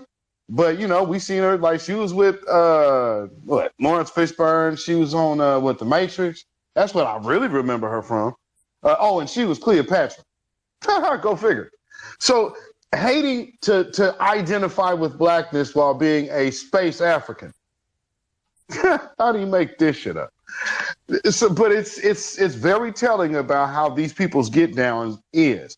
And most people looked at her and just saw a Black woman. I did know that she was like Spanish, but hell, look at Debbie Allen and Felicia Rashad. They both speak Spanish. But they've always identified as Black. So that's what I know as Black Latinas. You know what I'm saying? Is people that look like that, and people who carry themselves like that because they carry themselves on the foundational Black American side of the game. You know what I mean, brother? Truth be told, brother, and I seen that. And it shows again that, tethers come in all different colors. All different colors. Basically, anybody who comes, the dominant society, if you think about it, they're tethers. Because they leech off of everything we do. So this just, you feel me, brother? The FBA, man, we're the people on the front line. We've always been on the front line, and everybody wants to be a part of that, but they cannot be a part of that. But it gets more desperate the further down the chain that you go. You feel me? I'm starting to see politically a lot of these groups team up. You're starting to see these little groups get together, these other groups. They're starting to team up with each other and have their own super PACs together. They don't include us. Now, when they start talking, when we start talking about, Black empowerment and tangibles, all of a sudden they want to say we're all a family, but they're creating super PACs right now with all these other groups, and they do not include us. That shows you they can't, compete with foundational Black Americans individually. So they have to collectively team up. You wouldn't have to do this if you could build on your own. All this family goes back to people not being able to build like us. All right. This is what it all boils down to. This is the center of the situation. We can build. This is why so many people come in and they try to take what we've created, because honestly, we create it, then we on to the next one. Create it, on to the next one. Create it, on to the next one. In the meantime of all the things we invented, we kind of just, invented a country called America. That's just light work. That's just something we kind of did on the side. This is where we think these other people, they invent one thing and they'll stop for the next 50 years. And just sit there and gloat on it. We don't do that. We're like a rapper or a singer who makes a hot record. You make one song, you on to the next, on to the next. You putting out the next album. How can I get the next platinum plat? How can I get the next Super Bowl ring? How can I win the next championship? That's what we're doing. We're on the quest of greatness. You feel me? And we've always been on this quest for greatness, and we've been great the whole way. At this point, we're not trying to be great. We're just maintaining our greatness. And that's what we do. So all these other groups, they have to team up with each other just to get a minute portion of what we created. They're not even where we were in slavery. I'm going to say that one more time for the family. These other groups, and I mean all of them, they're not even where we were in slavery. Go back to, and if anybody disagrees or don't believe me, go back and look what we created as slaves and look what they created right now. And I'm talking about in the year 2022, September 13th. Okay. Tell me, have they created anything that our ancestors created? No, that's the answer. So it shows you again, it all goes back to the ability to build. It all goes back to the ability to be independent, to be self-sufficient, and to create a culture that the whole world wants to latch onto. In every aspect and every corridor of society, they want to be like foundational Black Americans. But if you're waiting to be like foundational Black Americans, you're going to be waiting forever, because one thing for sure is that we are unbreakable and we are unmatched. Facts. And again, family, we wanted to make sure this conversation kind of touched on the topic of what was going on this weekend with all of these weird spaces, these tether spaces, hating on foundational Black Americans. It's like, you know, the saying of them having us being rent-free in their minds is literally, it's turning in to be the understatement of the year. Because literally, what kind of mind state does one have to say that I'm going to do a space and I'm going to start throwing out these wild accusations about a group that I'm not part of, and some of these people don't even live in America. Like the dude, he got deported back to Paris. It's like, well, number one, you got deported, so you wasn't even in good standing in this country. But what does that say that the fear of a lot of these other tethers now? See, I think there's something to that, because he's the ringleader. I guess he's trying to get over here because you have all of this time to spend while being deported in Paris. America is still like, hey, Paris, they say Paris is a great place, but for some reason, he want to get back to where foundational Black Americans is at. But then they'll sit up there and have these little conversations with each other like, oh, well, you know, they're just jealous of us, and like, we are not. And then when you start listening to some of their spaces, if y'all ever go to the clubhouse scene, family, these people have so many different spaces going at each other. There's no camaraderie in the continent of Africa, but those countries, none of them people get along. None of them people get along. So it was like a pipe dream for anybody to really even buy into us being able to mesh in the long. Because again, the only thing they ever would do was mesh with our women. And right now you have these Djiboutis over here. When you hearing people up there, oh, they got this immigrant wet, and all of that. Nah, man, all that is trying to get a green card. So and then also taking shots at Black women as well. Now, what I want to kind of focus in about that part, why would a African be focused on left-wing feminist ideology? It speaks to a different and a deeper issue, because that tells you when they're vetting these people getting fed with certain ideals. Just like Nordos brought up earlier, when they go over here and they go to the go through the immigration process, they're being informed not to really fool us. And I know that for a fact. So hear that back in the 90s. So that's true. Even like our basketball players that would come to the city, they would literally tell them, stay out of North Portland. Don't go over to North and Northeast Portland. That's where the Black folks is at. Don't hang around them. Now, of course, you know, some of our people gonna be our people wherever they at. So they was over getting their hair cut on MLK.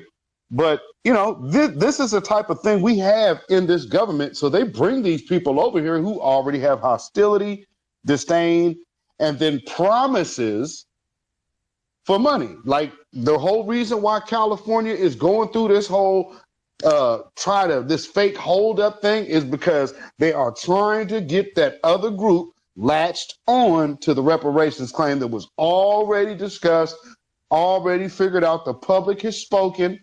It's lineage-based reparations. But good old ice cold Cheryl Grills, y'all better watch that woman. I keep telling y'all, that woman is not cool. And so now they're going to try to get rid of the sister Camellia. I'm probably messing her name up, but they're trying to get rid of that sister. So they could put one of their hand-picked Boule Tether Negroes right in that spot to go ahead and, well, you know, we all need to go ahead and just, and that's what they're trying to do, family, so they can make it a president in California, which will go all throughout the country, that, well, now reparations is no longer lineage based. So California, y'all better fight on this, and we are with y'all. So hopefully the sister put that information in the comments thread as well. So if you are listening to this recording, this replay, please go to the comments section and go sign that, please, and get on that. Go ahead and record that call and get things cracking. So yeah, back to you, my brother. Appreciate that. And if everybody in the room can take 2 seconds and make sure you subscribe to the Black Alpha Network YouTube channel, as well as my brother Beatzilla, I highly appreciate it. And if you could also follow the host as well, I appreciate that. It takes 2 seconds. Pull up over there and subscribe to the Black Alpha YouTube channel, as well as Beatzilla. And by the way, tonight at 8 o'clock, I'm going in full speed. But to your point, brother, they're in, I would say, phase 2 or phase 3 right now. You remember how we were saying they thought they was going to be in their car and just go straight to our reparations. They thought it was going to be smooth selling with no type of resistance because, you know, they got very comfortable with no resistance. That has always been the case because, you know, back in the old days with that open door policy and everybody could come on in and we all friends to the end, that type of stuff, that gave them the, you know, false notions and the connotation that, you know, whatever we make is theirs. Okay. And whatever they make is theirs. So we just got nothing out of that deal. And once we realized that that does not work for us and we circled our wagons and we started to have, you know, correctable, reparative means, then the game changed. So that flat blackness got slammed shut in their face. So now they're starting to pivot now into other things where they're saying, well, if we can't get that done off the strength of, you know, our first phase, let's go to phase 2. And then eventually, family, we're going to see phase 3 and phase 4 because the U.S. has spent billions of dollars to bring in these tethers to replace foundational Black Americans, and they're not getting any returns for it. That's the main issue. They spent a lot of money so they could take foundational Black Americans and remove us and then put in an imposter, someone who looks like us but doesn't think like us, someone whose ethnicity, someone whose lineage did not build this country. So that's where they are now, and they're looking at it. They're like, wait a minute, we done brought these people in on boats and buses and ships and planes and every means of transportation, and then they digging in them pockets and nothing's working right now. So the desperation kicks in and you're starting to see it in every aspect. You're seeing it from every tether, from whatever nation they come from. Okay. So you're going to start to see more of these means occur. But the, you know, best and the beauty of it is that foundational Black Americans, we are aware of it and we understand what they're trying to do and we're meeting them at the door. And a lot of folks is really aggressive with it. And that's cool. I don't mind as long as you get the job done. I was telling brother Marcel the other day on his space, I said, if you want to run to the bank and I want to skip to the bank, someone else wants to jog to the bank, someone wants to get on the scooter, some rollerblades, a car, I don't give a damn how we get to the, you know, bank as long as we get to the bank. And that's the beauty of foundational Black Americans. We got a lot of different minds, but we're heading in the same direction. And that direction is reparations, cash payments. And remember, reparations doesn't end with cash payments. It starts with cash payments. You want to know about reparations for foundational Black Americans? You pull out that goddamn pocketbook and them dollar bills. You can start there and go up. That's the mentality we have. And it's only going to be for us. We're going to keep it within ourselves. We talk about circulating the dollar, but we're going to circulate the reparations as well. So as my brother Method Man says, cash rule everything around me, cream. I say cash reparations everywhere around me, cream. And it's for us and nobody can get in on it at all. Big facts. Big facts. Man, and you know, that's what I saw. Again, when you see these spaces, I see the who would, I don't know if certain people are tethers or not, but one of the first people that I recognized was part of this push, and of course this person is from California, making this big, great push to incorporate everybody within our reparations claim. Now I can see this person involved with a lot of these tether spaces talking crazy about foundational Black Americans. That type of vile self-hatred should be rewarded. You know what I mean? It should be rewarded with a shunning. So when we see, well, we're going to try to talk to these people, we're going to try to talk to those people, we just can't. Because some of these people will come in our spaces, and then the next thing you know, the very thing they're doing is turning around, hopping in these spaces with these other groups, and then dogging us, and then also trying to put some kind of target on our brother Tariq Nasheed's back, which is just absolutely wicked. So, you know, we got to look at these collaborators as well, because there are some out there that be in these, you know, they be in these spaces with these people, and then they hop back over here like everything's cool. And it's like, well, I don't know where people from, but I don't know where they do that at. Well, that's okay. If you're going to be hopping over there with the enemy, you got to stay with them. But these people come around here and then all of a sudden they're on stage with these people? Nah. When you see that, family, I would have to say at this point, just on some tighten it up part of the game, we need to start ostracizing those type of individuals. Because what are you doing with a Tether talking about foundational Black Americans and freedmen and secure the tribe? Everybody's a hate group. That's just labeling random people as whatever you wanted to call it. We should never, ever, ever let that slide. So with that being said, what do you think about would be maybe a blanket way of addressing these lying tethers? Like, not really a blanket way, but one thing that somebody could probably take to any space that they were in or holding, because, you know, tethers really don't dare get on this stage. But if you're holding a space, what kind of way should they be able to evaluate the value of this tether wasting their time, or could it be productive? What would be a way that you would say, this is how you gauge it? What do you say, brother? I'm FBA and I say so. I'm foundational Black American and I say so. What I say goes. When I say it, it's over. Case closed. No debate. We're not refuting with anybody. You know what I'm saying? As soon as we speak it, it's over. Case closed. Now, if we want to roast them in the process, that's fine. Because I naturally don't think roasting is a waste of time. Now, if you roasting for like weeks at a time, that's one thing. But roasting is cool. You know what I'm saying? Roast them. Say what you got to say and let them know there's no room for anything. What we say goes, and when we say it, it's case closed, done deal. They could take it to the bank. That's it. Too many times, foundational Black Americans in the past used to get in these, you know, tug of wars and these back and forths. And once you get into a back and forth with somebody, you've granted them some type of, you know, position. Anytime someone has you against the ropes or they start asking you the questions, y'all notice that every time we start dealing with these people, the main tactic they have is they question ask. Okay, they always ask questions. What do you mean? What is akata? What is life? What is earth? What is the sun? What is Jupiter? What's Mars? Like, they know all that shit.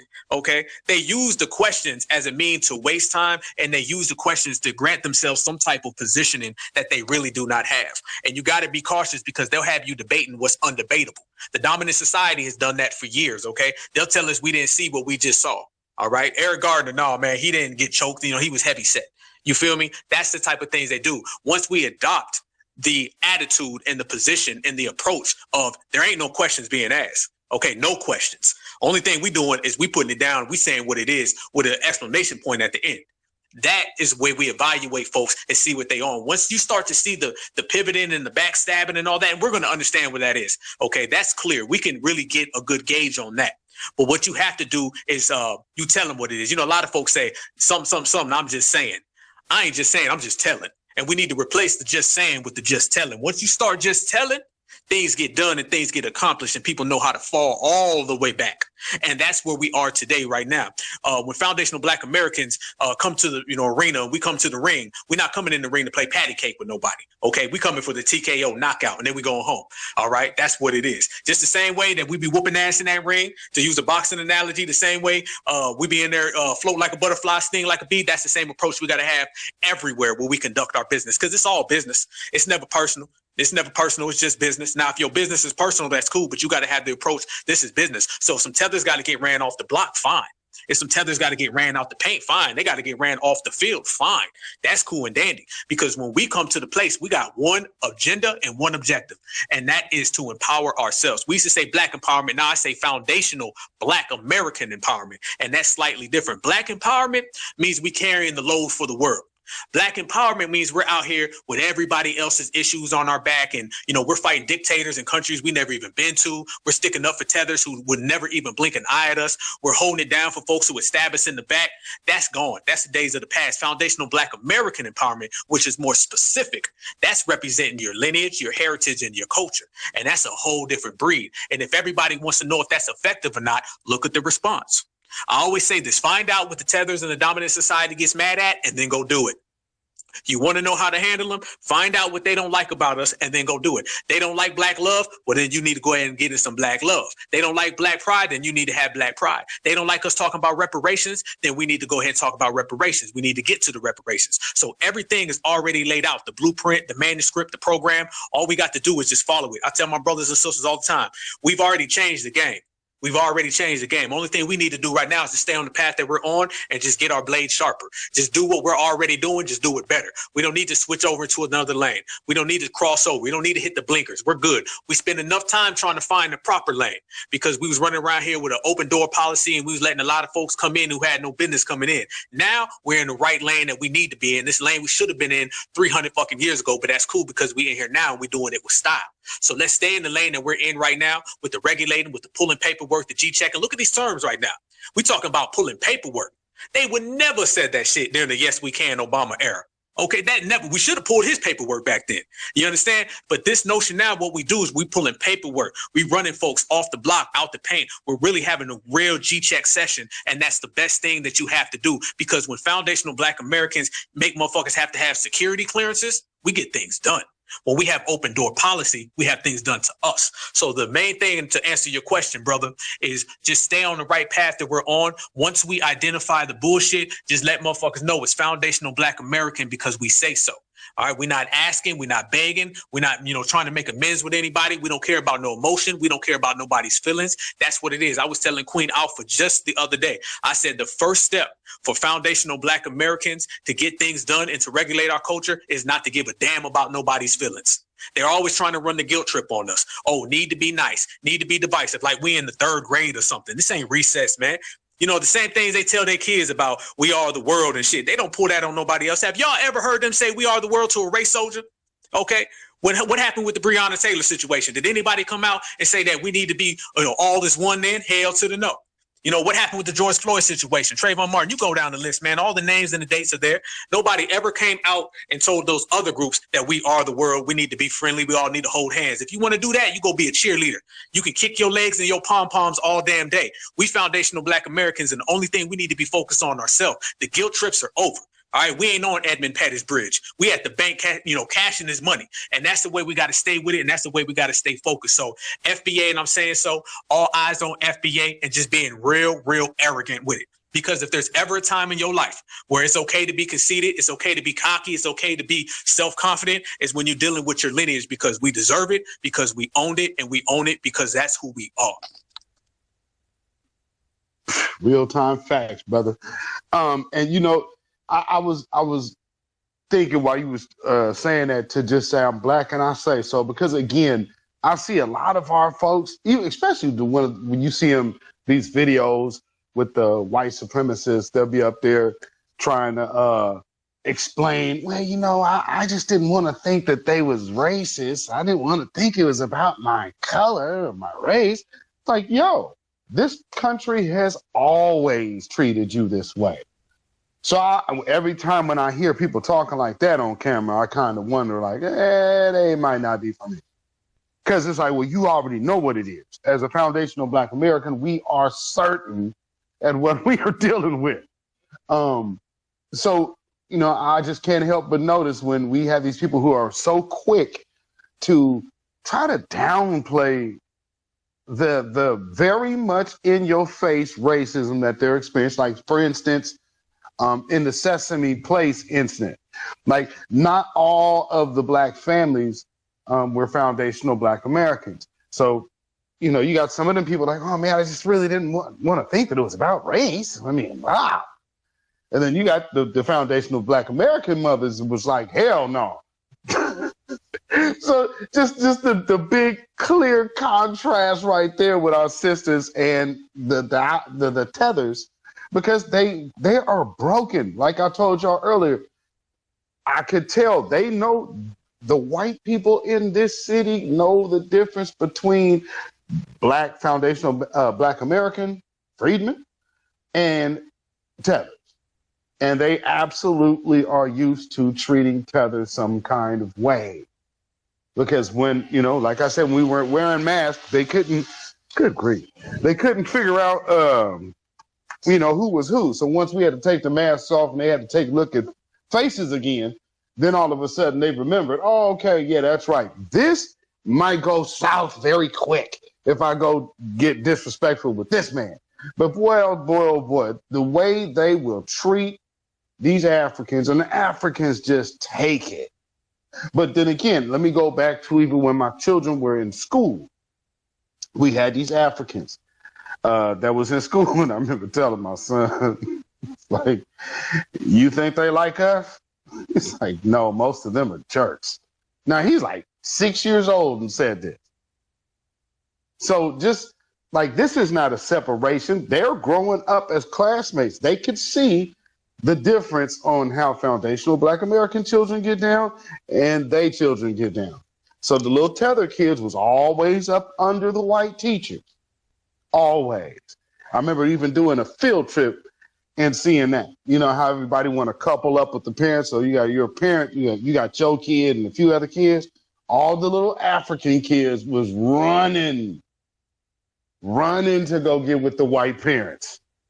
I mean, running, family. But so what does that say for a little 5-year-old at the pumpkin patch that is already mentally trained to go run up under the white people?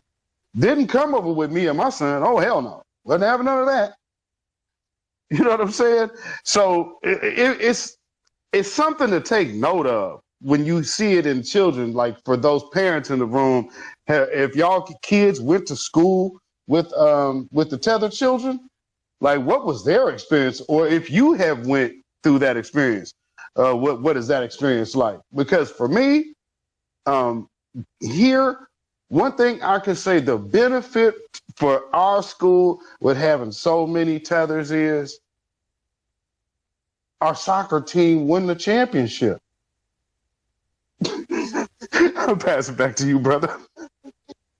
Boy, that's cold. Boy, that's cold. Hey, that's a good point, though. Like, to add on exactly what you're saying, family, is the same way that them running after all the W's in the dominant society has an effect on the mentality and the mind and the brain of a young child. It's the same exact way when you referring to a lady from England as the Queen of Jamaica. You understand what I'm saying? You know, when you referring to them as the Queen of Nigeria, the kids are watching, the kids understand that. And this is why they're not changing anytime soon. This is why that tether mentality is here to stay. It ain't going nowhere. They're not hitting the U-turn tomorrow at 5 o'clock. And then saying, you know what, we're going to be real black first. They're not going to do that because it's been too many years of this. This is why you do not allow people to enslave you and to colonize you for 900 years. Foundational Black Americans, you know, we're the people who broke away from all of that. We broke away from it. You said it before, Brother Zilla. You said we're occupied, not colonized. And I want the family to understand there's a big, big, big difference in between those two aspects.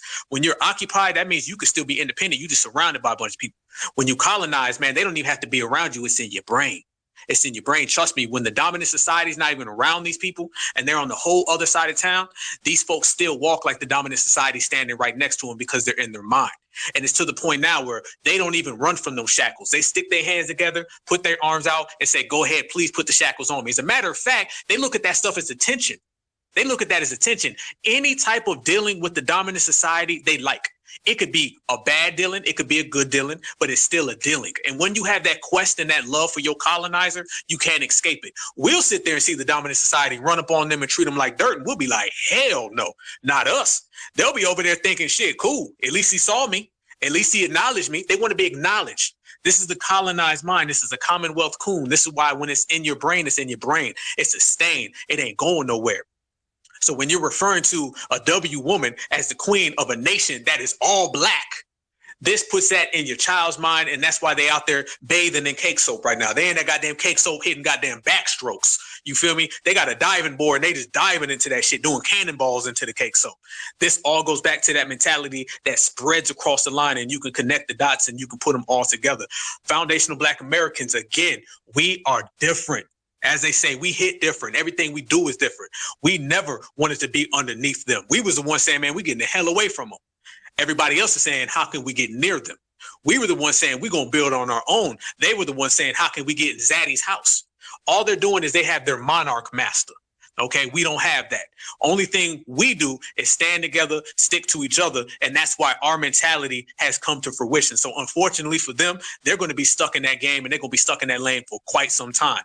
That's why the term, Pan-African and all that don't go nowhere. I ask people all the time, how big is Pan-Africa, or excuse me, how big is Pan-Africanism in Africa? It's not. How big is the Black and Brown coalition in Mexico? It's not. It doesn't exist. It only exists in their minds. The only thing that they do is they talk it, but they don't live it. It's like Disneyland. Matter of fact, I go as far as say Disneyland's more real, because at least you can go visit Disneyland. How the hell can you go visit Pan-Africanism or the Black and Brown Coalition? I know I can go to goddamn LA, I can go to Florida, and Disneyland is there. It may be a bunch of goddamn Muppets and shit, but it exists. Okay, maybe motherfuckers in costumes, but it's there. Where the fuck is Pan-Africanism? Where's the Black and Brown coalition? So the very fact that I can compare Pan-Africanism to Disneyland, that tells you everything you need to know about the mentality of a colonized person, about the mentality of a Commonwealth, and the mentality of people who are really certified versus those who are counterfeit. Now, I got a question for you, Brother Zilla. I'm going to throw this question your way, family. In terms of, this diaspora war and the way they, try to promote it, as we said earlier for everybody who was here, you got to be cautious when you accept terms like a war or a beef or a feud, because that gives the connotation that it's a two-way street, that is 50-50. Don't ever let that person who's broke try to tell you, man, we got a beef, don't we? Me and you, we don't like each other. No, I don't think of you. You think about me all the time. But that gives somebody a luxury that blows them up in a certain way.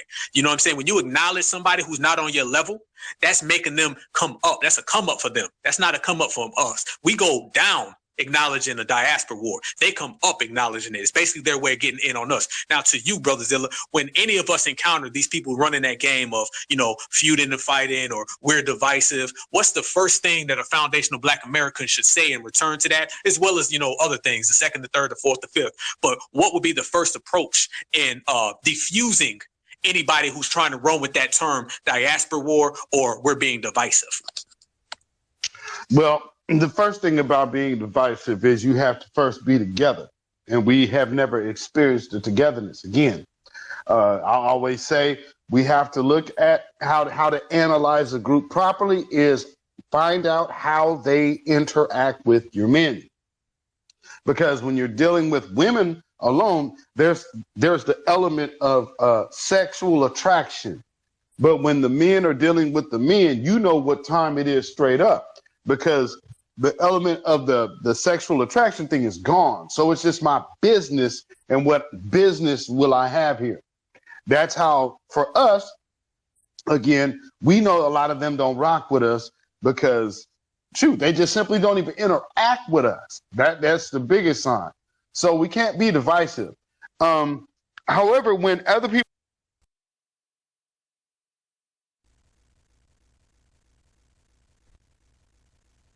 we love everybody. We just ain't gonna rock with a person that is openly hating us. Simple. Because that would be foolish. No person in their right mind is gonna run to a person who has blatant disdain for you. That's not logical. So, like what the brother Tariq Nasheed has been saying, as we all know and do, logic. We are letting logic lead. So I would have to tell anybody that when you come in contact with these type of folks, remember, number one, majority of the people that are having these conversations are in disingenuous conversations. So number one, just remember that they're lying. So learn how to write off a liar, learn how to check a liar, and then just shut the liar down. So that would be my response to that, brother. Good point. Everything is done, being direct. We came very, very far being direct. We don't do any good when, we start walking on eggshells and we be real timid. It's not in our nature to be timid. We're not a timid people. So anytime we act timid, things just don't get accomplished. Once again, that was, the ways of the past. Always worried about other people's emotions, other people's feelings, what they might think, what they might say, what they're going to brand us. People going to hate on us 24/7, so we might as well give them something to hate about.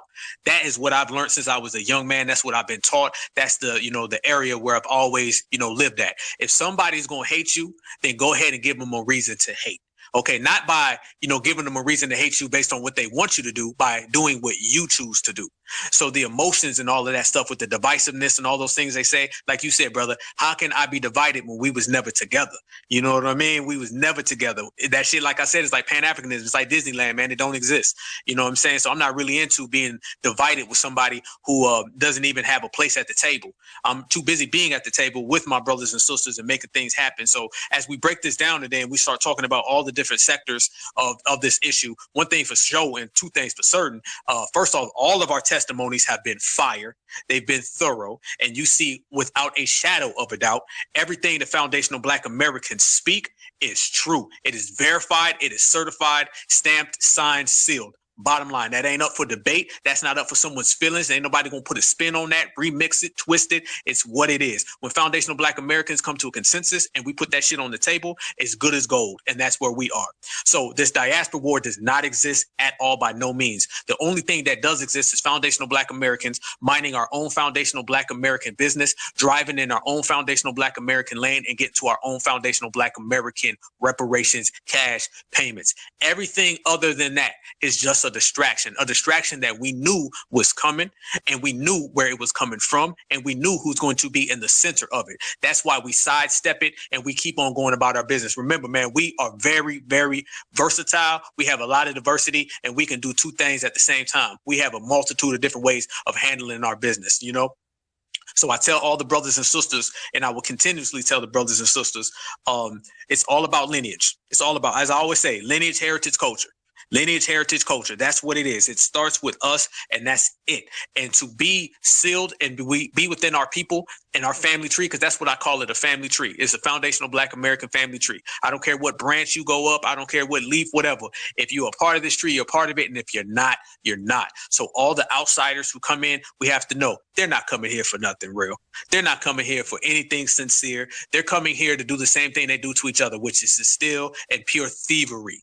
And we don't respect that. We don't represent that. So we stay on our grind and we stay focused on what we have to present. So I would always tell the whole family consistently, lock those doors tight, keep it closed, and understand ballers gonna ball and haters gonna hate. And foundational Black Americans gonna regulate. Back to you, fam. Real talk. Real talk. Because, and that's another reason why we like having these spaces.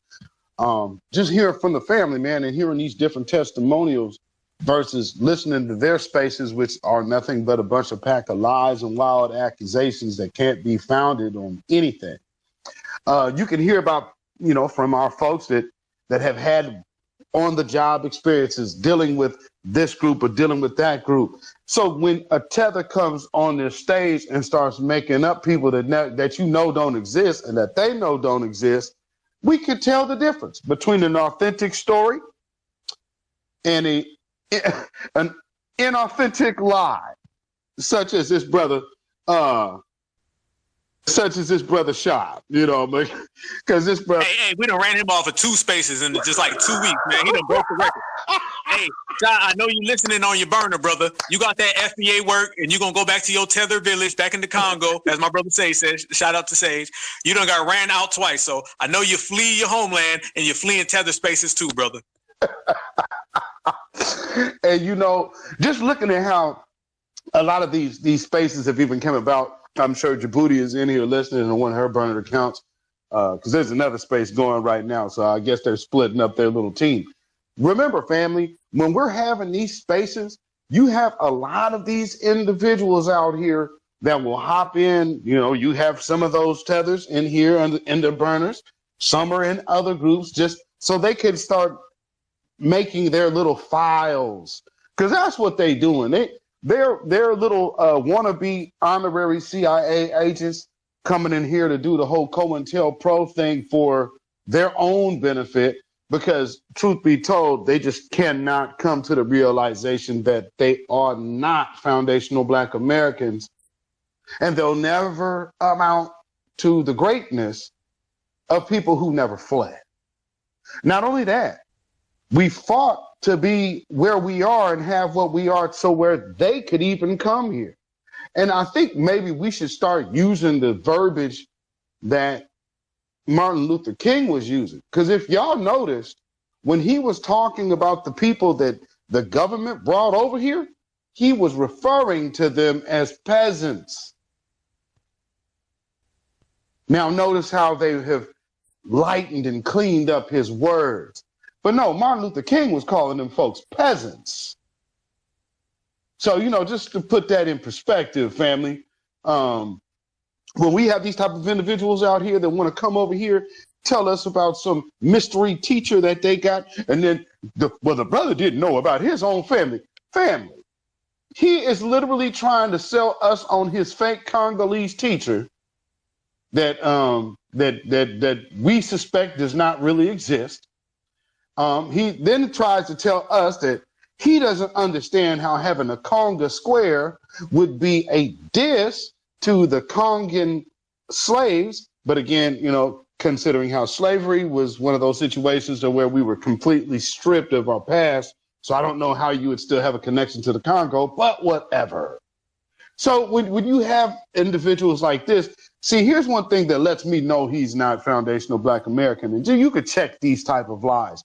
Go back to your own history within, you know, in your grandma, and you might even been alive when your great grandma was living or great granddad was living.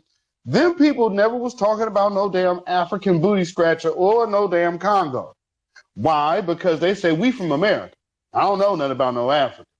So to sit up here and say, well, this is what Louis Armstrong was saying, that's around my grandparents' age. They wasn't saying nothing of the sort.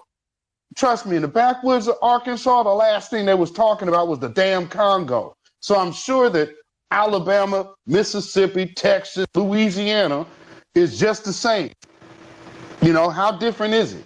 Most of us out here out west come from Arkansas and Mississippi. So that's how we even ended up out here. So listen to these disingenuous tethers come in here and try to rewrite Black history. Hell no. And I just hope, you know, we understand we got to make sure that stuff like that no longer takes place. You understand what I'm saying? I see we have, can I get this request up here? Let me get you up here because we about to get to wrap up here, but I see Sister Nordo wants to come to the stage. I thought I approved you. Let me get you up here, sister. Hopefully that worked. Okay, there we go. So, Sister Nordos, I will let you go. Go ahead, sister, you can unmute yourself.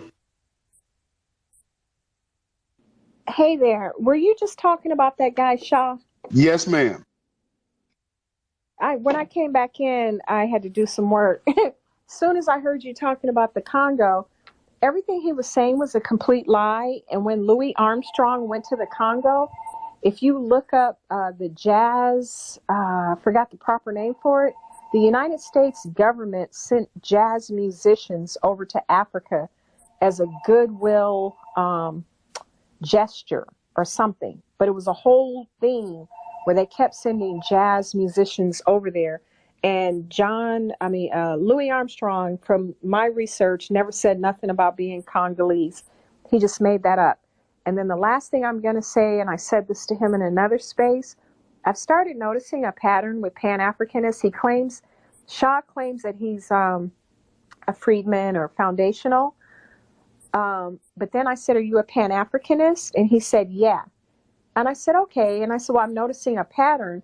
Every pan-Africanist that comes in here, you have one common theme, and you're all doing business with an African or over in Africa.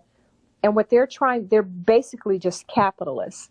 And if you dig deeper, a lot of them are really trying to exploit the cheap labor of other Africans. So that's not a pan-Africanist approach. You don't exploit other Black people. The second point is most Pan-Africans are always telling you, oh, I got some business over there. I've been over in Africa, and it's always for business. So they don't want us messing up their little scheme and scam. And that's all this is. Or they want us to partner with them to do more business. This isn't about Black unity, Black identity, Black culturalism. This is a whole capitalist scheme. And we couldn't figure out, we're like, no matter what these Africans do or say to us, you don't push back on them, only us. What they have in common with them is everybody is in this for their own self, for their own benefit. So these pan-Africanists are on some just straight, what is the word, grifting bullshit. The Black immigrants in general, everybody's grifting but us. We're being the moral compass we always have been. And that's why we can go ahead and close our arms, as the Africans say, gatekeep, as we say, set boundaries and lock other people out, because we have what everybody else wants. The fact that everybody else is so upset with us tells you that we're a valuable commodity, and we just refuse to be a commodity anymore. Peace, love, and reparations. Absolutely. Absolutely. We are no longer the commodity that built the stock market. Man, thank you so much. And real quick, before we move on, getting ready to go ahead and get on out of here, I want to again thank everybody that has participated in this space. Shout out to all of y'all. Of course, shout out to my partner right here, Black Alpha Network. And we got Queen Alpha Network in the house. And well, not network, but Queen Alpha in the house. And I needed to clear this up. But so my wife hit me earlier and told me that she remembered the story about Felicia Rashad and Debbie Allen. So I wanted to clarify that real quick. She says she believes that they are foundational Black Americans. I guess the story is when their mother left their father, she moved to Mexico. So they had to learn Spanish. So that's how they ended up speaking Spanish so well. But I believe they are originally from Houston. So, yes. So if anybody was like, oh, yeah, I didn't know Felicia Rashad was Latina, she's not. So they are foundational Black Americans that speak very great, fluent Spanish. So with that being said, you got it, brother. Yes, indeed. Yes, indeed. I believe, Nordos, what you're referring to is the scam Africans and not actually the pan-Africans, because they're all scams.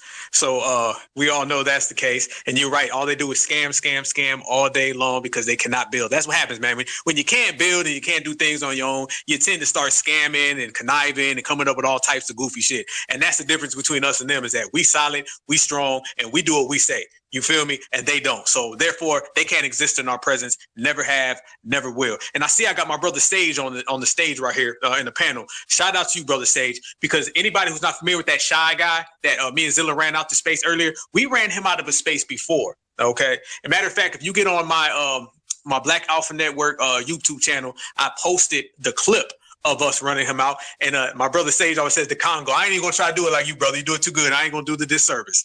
But my brother always says the Congo, and it's called FBA versus the Congo. And you see that we ran that guy out to space. So apparently he couldn't stand it, and it was burning that guy shy up, and he was losing his tether sleep, and he's probably got tether bags under his eyes, and he was having, FBA nightmares and shit. So he was real upset because this was like 2 or 3 weeks ago. And the very fact that he'd been waiting, you see, he hit the request button real quick because it was burning him up that he got ran off the block then. And I know it's going to burn him up tonight when he loses his tether sleep tonight, that he got ran off the block twice. That's what happens when you come against FBA. And by the way, our brother Sage actually had a relative, Louis Armstrong, on the phone.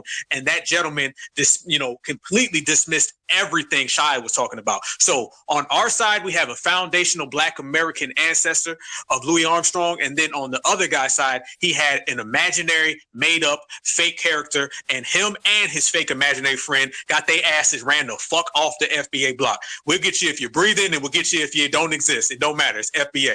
So back to that, I'm gonna send it to you, John Horst, and then we're gonna go ahead and wrap this up.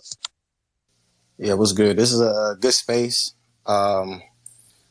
Just going off of the title, is there a diaspora? I would say that there is, but it's not in the context of what I think a lot of people think it is. It's actually good that we're having this clash, because it should have happened a long time ago, because as Dr. John Henry Clark says, you got to, before you go to war, you got to get your house in order. You know what I'm saying? And right now, all it is just establishing a code. You know what I'm saying? We cleaning house. You know what I'm saying? There's a lot of people, on the African continent, you know what I'm saying, who are good people. There's a lot of people who are genuinely good people, you know what I'm saying, who want the best for Africa, who want the best for the diaspora. But we've always had that contingency of people who are just they're just a thorn in the side of the diaspora. They make everything hard and difficult. They're the issue. You know what I'm saying? And with them coming over here, we were able to kind of see it up close and realizing like, oh, okay, this is a major issue and we need to do something about it. So essentially, you know what I'm saying, as Jason Black would say, you know what I'm saying, we've always needed a civil war within Black society. You know what I'm saying? And it's just something that, we got to do. We got to, you know what I'm saying, we got to clean house. We got to start putting people in their place. You know what I'm saying? And that's just what it is. Before we really go toe to toe with, with the common enemy. You know what I'm saying? So, and a lot of people, you know what I'm saying, across seas, they understand this too. They understand, you know what I'm saying, these people are a problem. You know what I'm saying? We've had a problem with them here. They starting to see that, you know what I'm saying, we're having a problem with them here as well. So, a lot of people are going to start getting on code. And that's just what it is. You know what I'm saying? Because the cookouts is closed right now, bro. Like, you know what I'm saying? We not trying to, you know what I'm saying, be linked up with everybody like that. We should have did it a long time ago, but it is what it is. Now, also, too, believe it or not, these other groups, too, like the Asians and Latinos, it's going to start happening with them, too. Because when stuff starts to really go bad here, they're not going to be able to just go back home all willy-nilly like they think they were going to go. It's not going to go that easy. People back home going to be like, well, you know what I'm saying, you ain't really from here. You from over there. You know what I'm saying? I foresee that happening. Like, oh yeah, you ain't really from the Mexican soil like that. You ain't really from Latin America like that. You from over there. You left us here to suffer.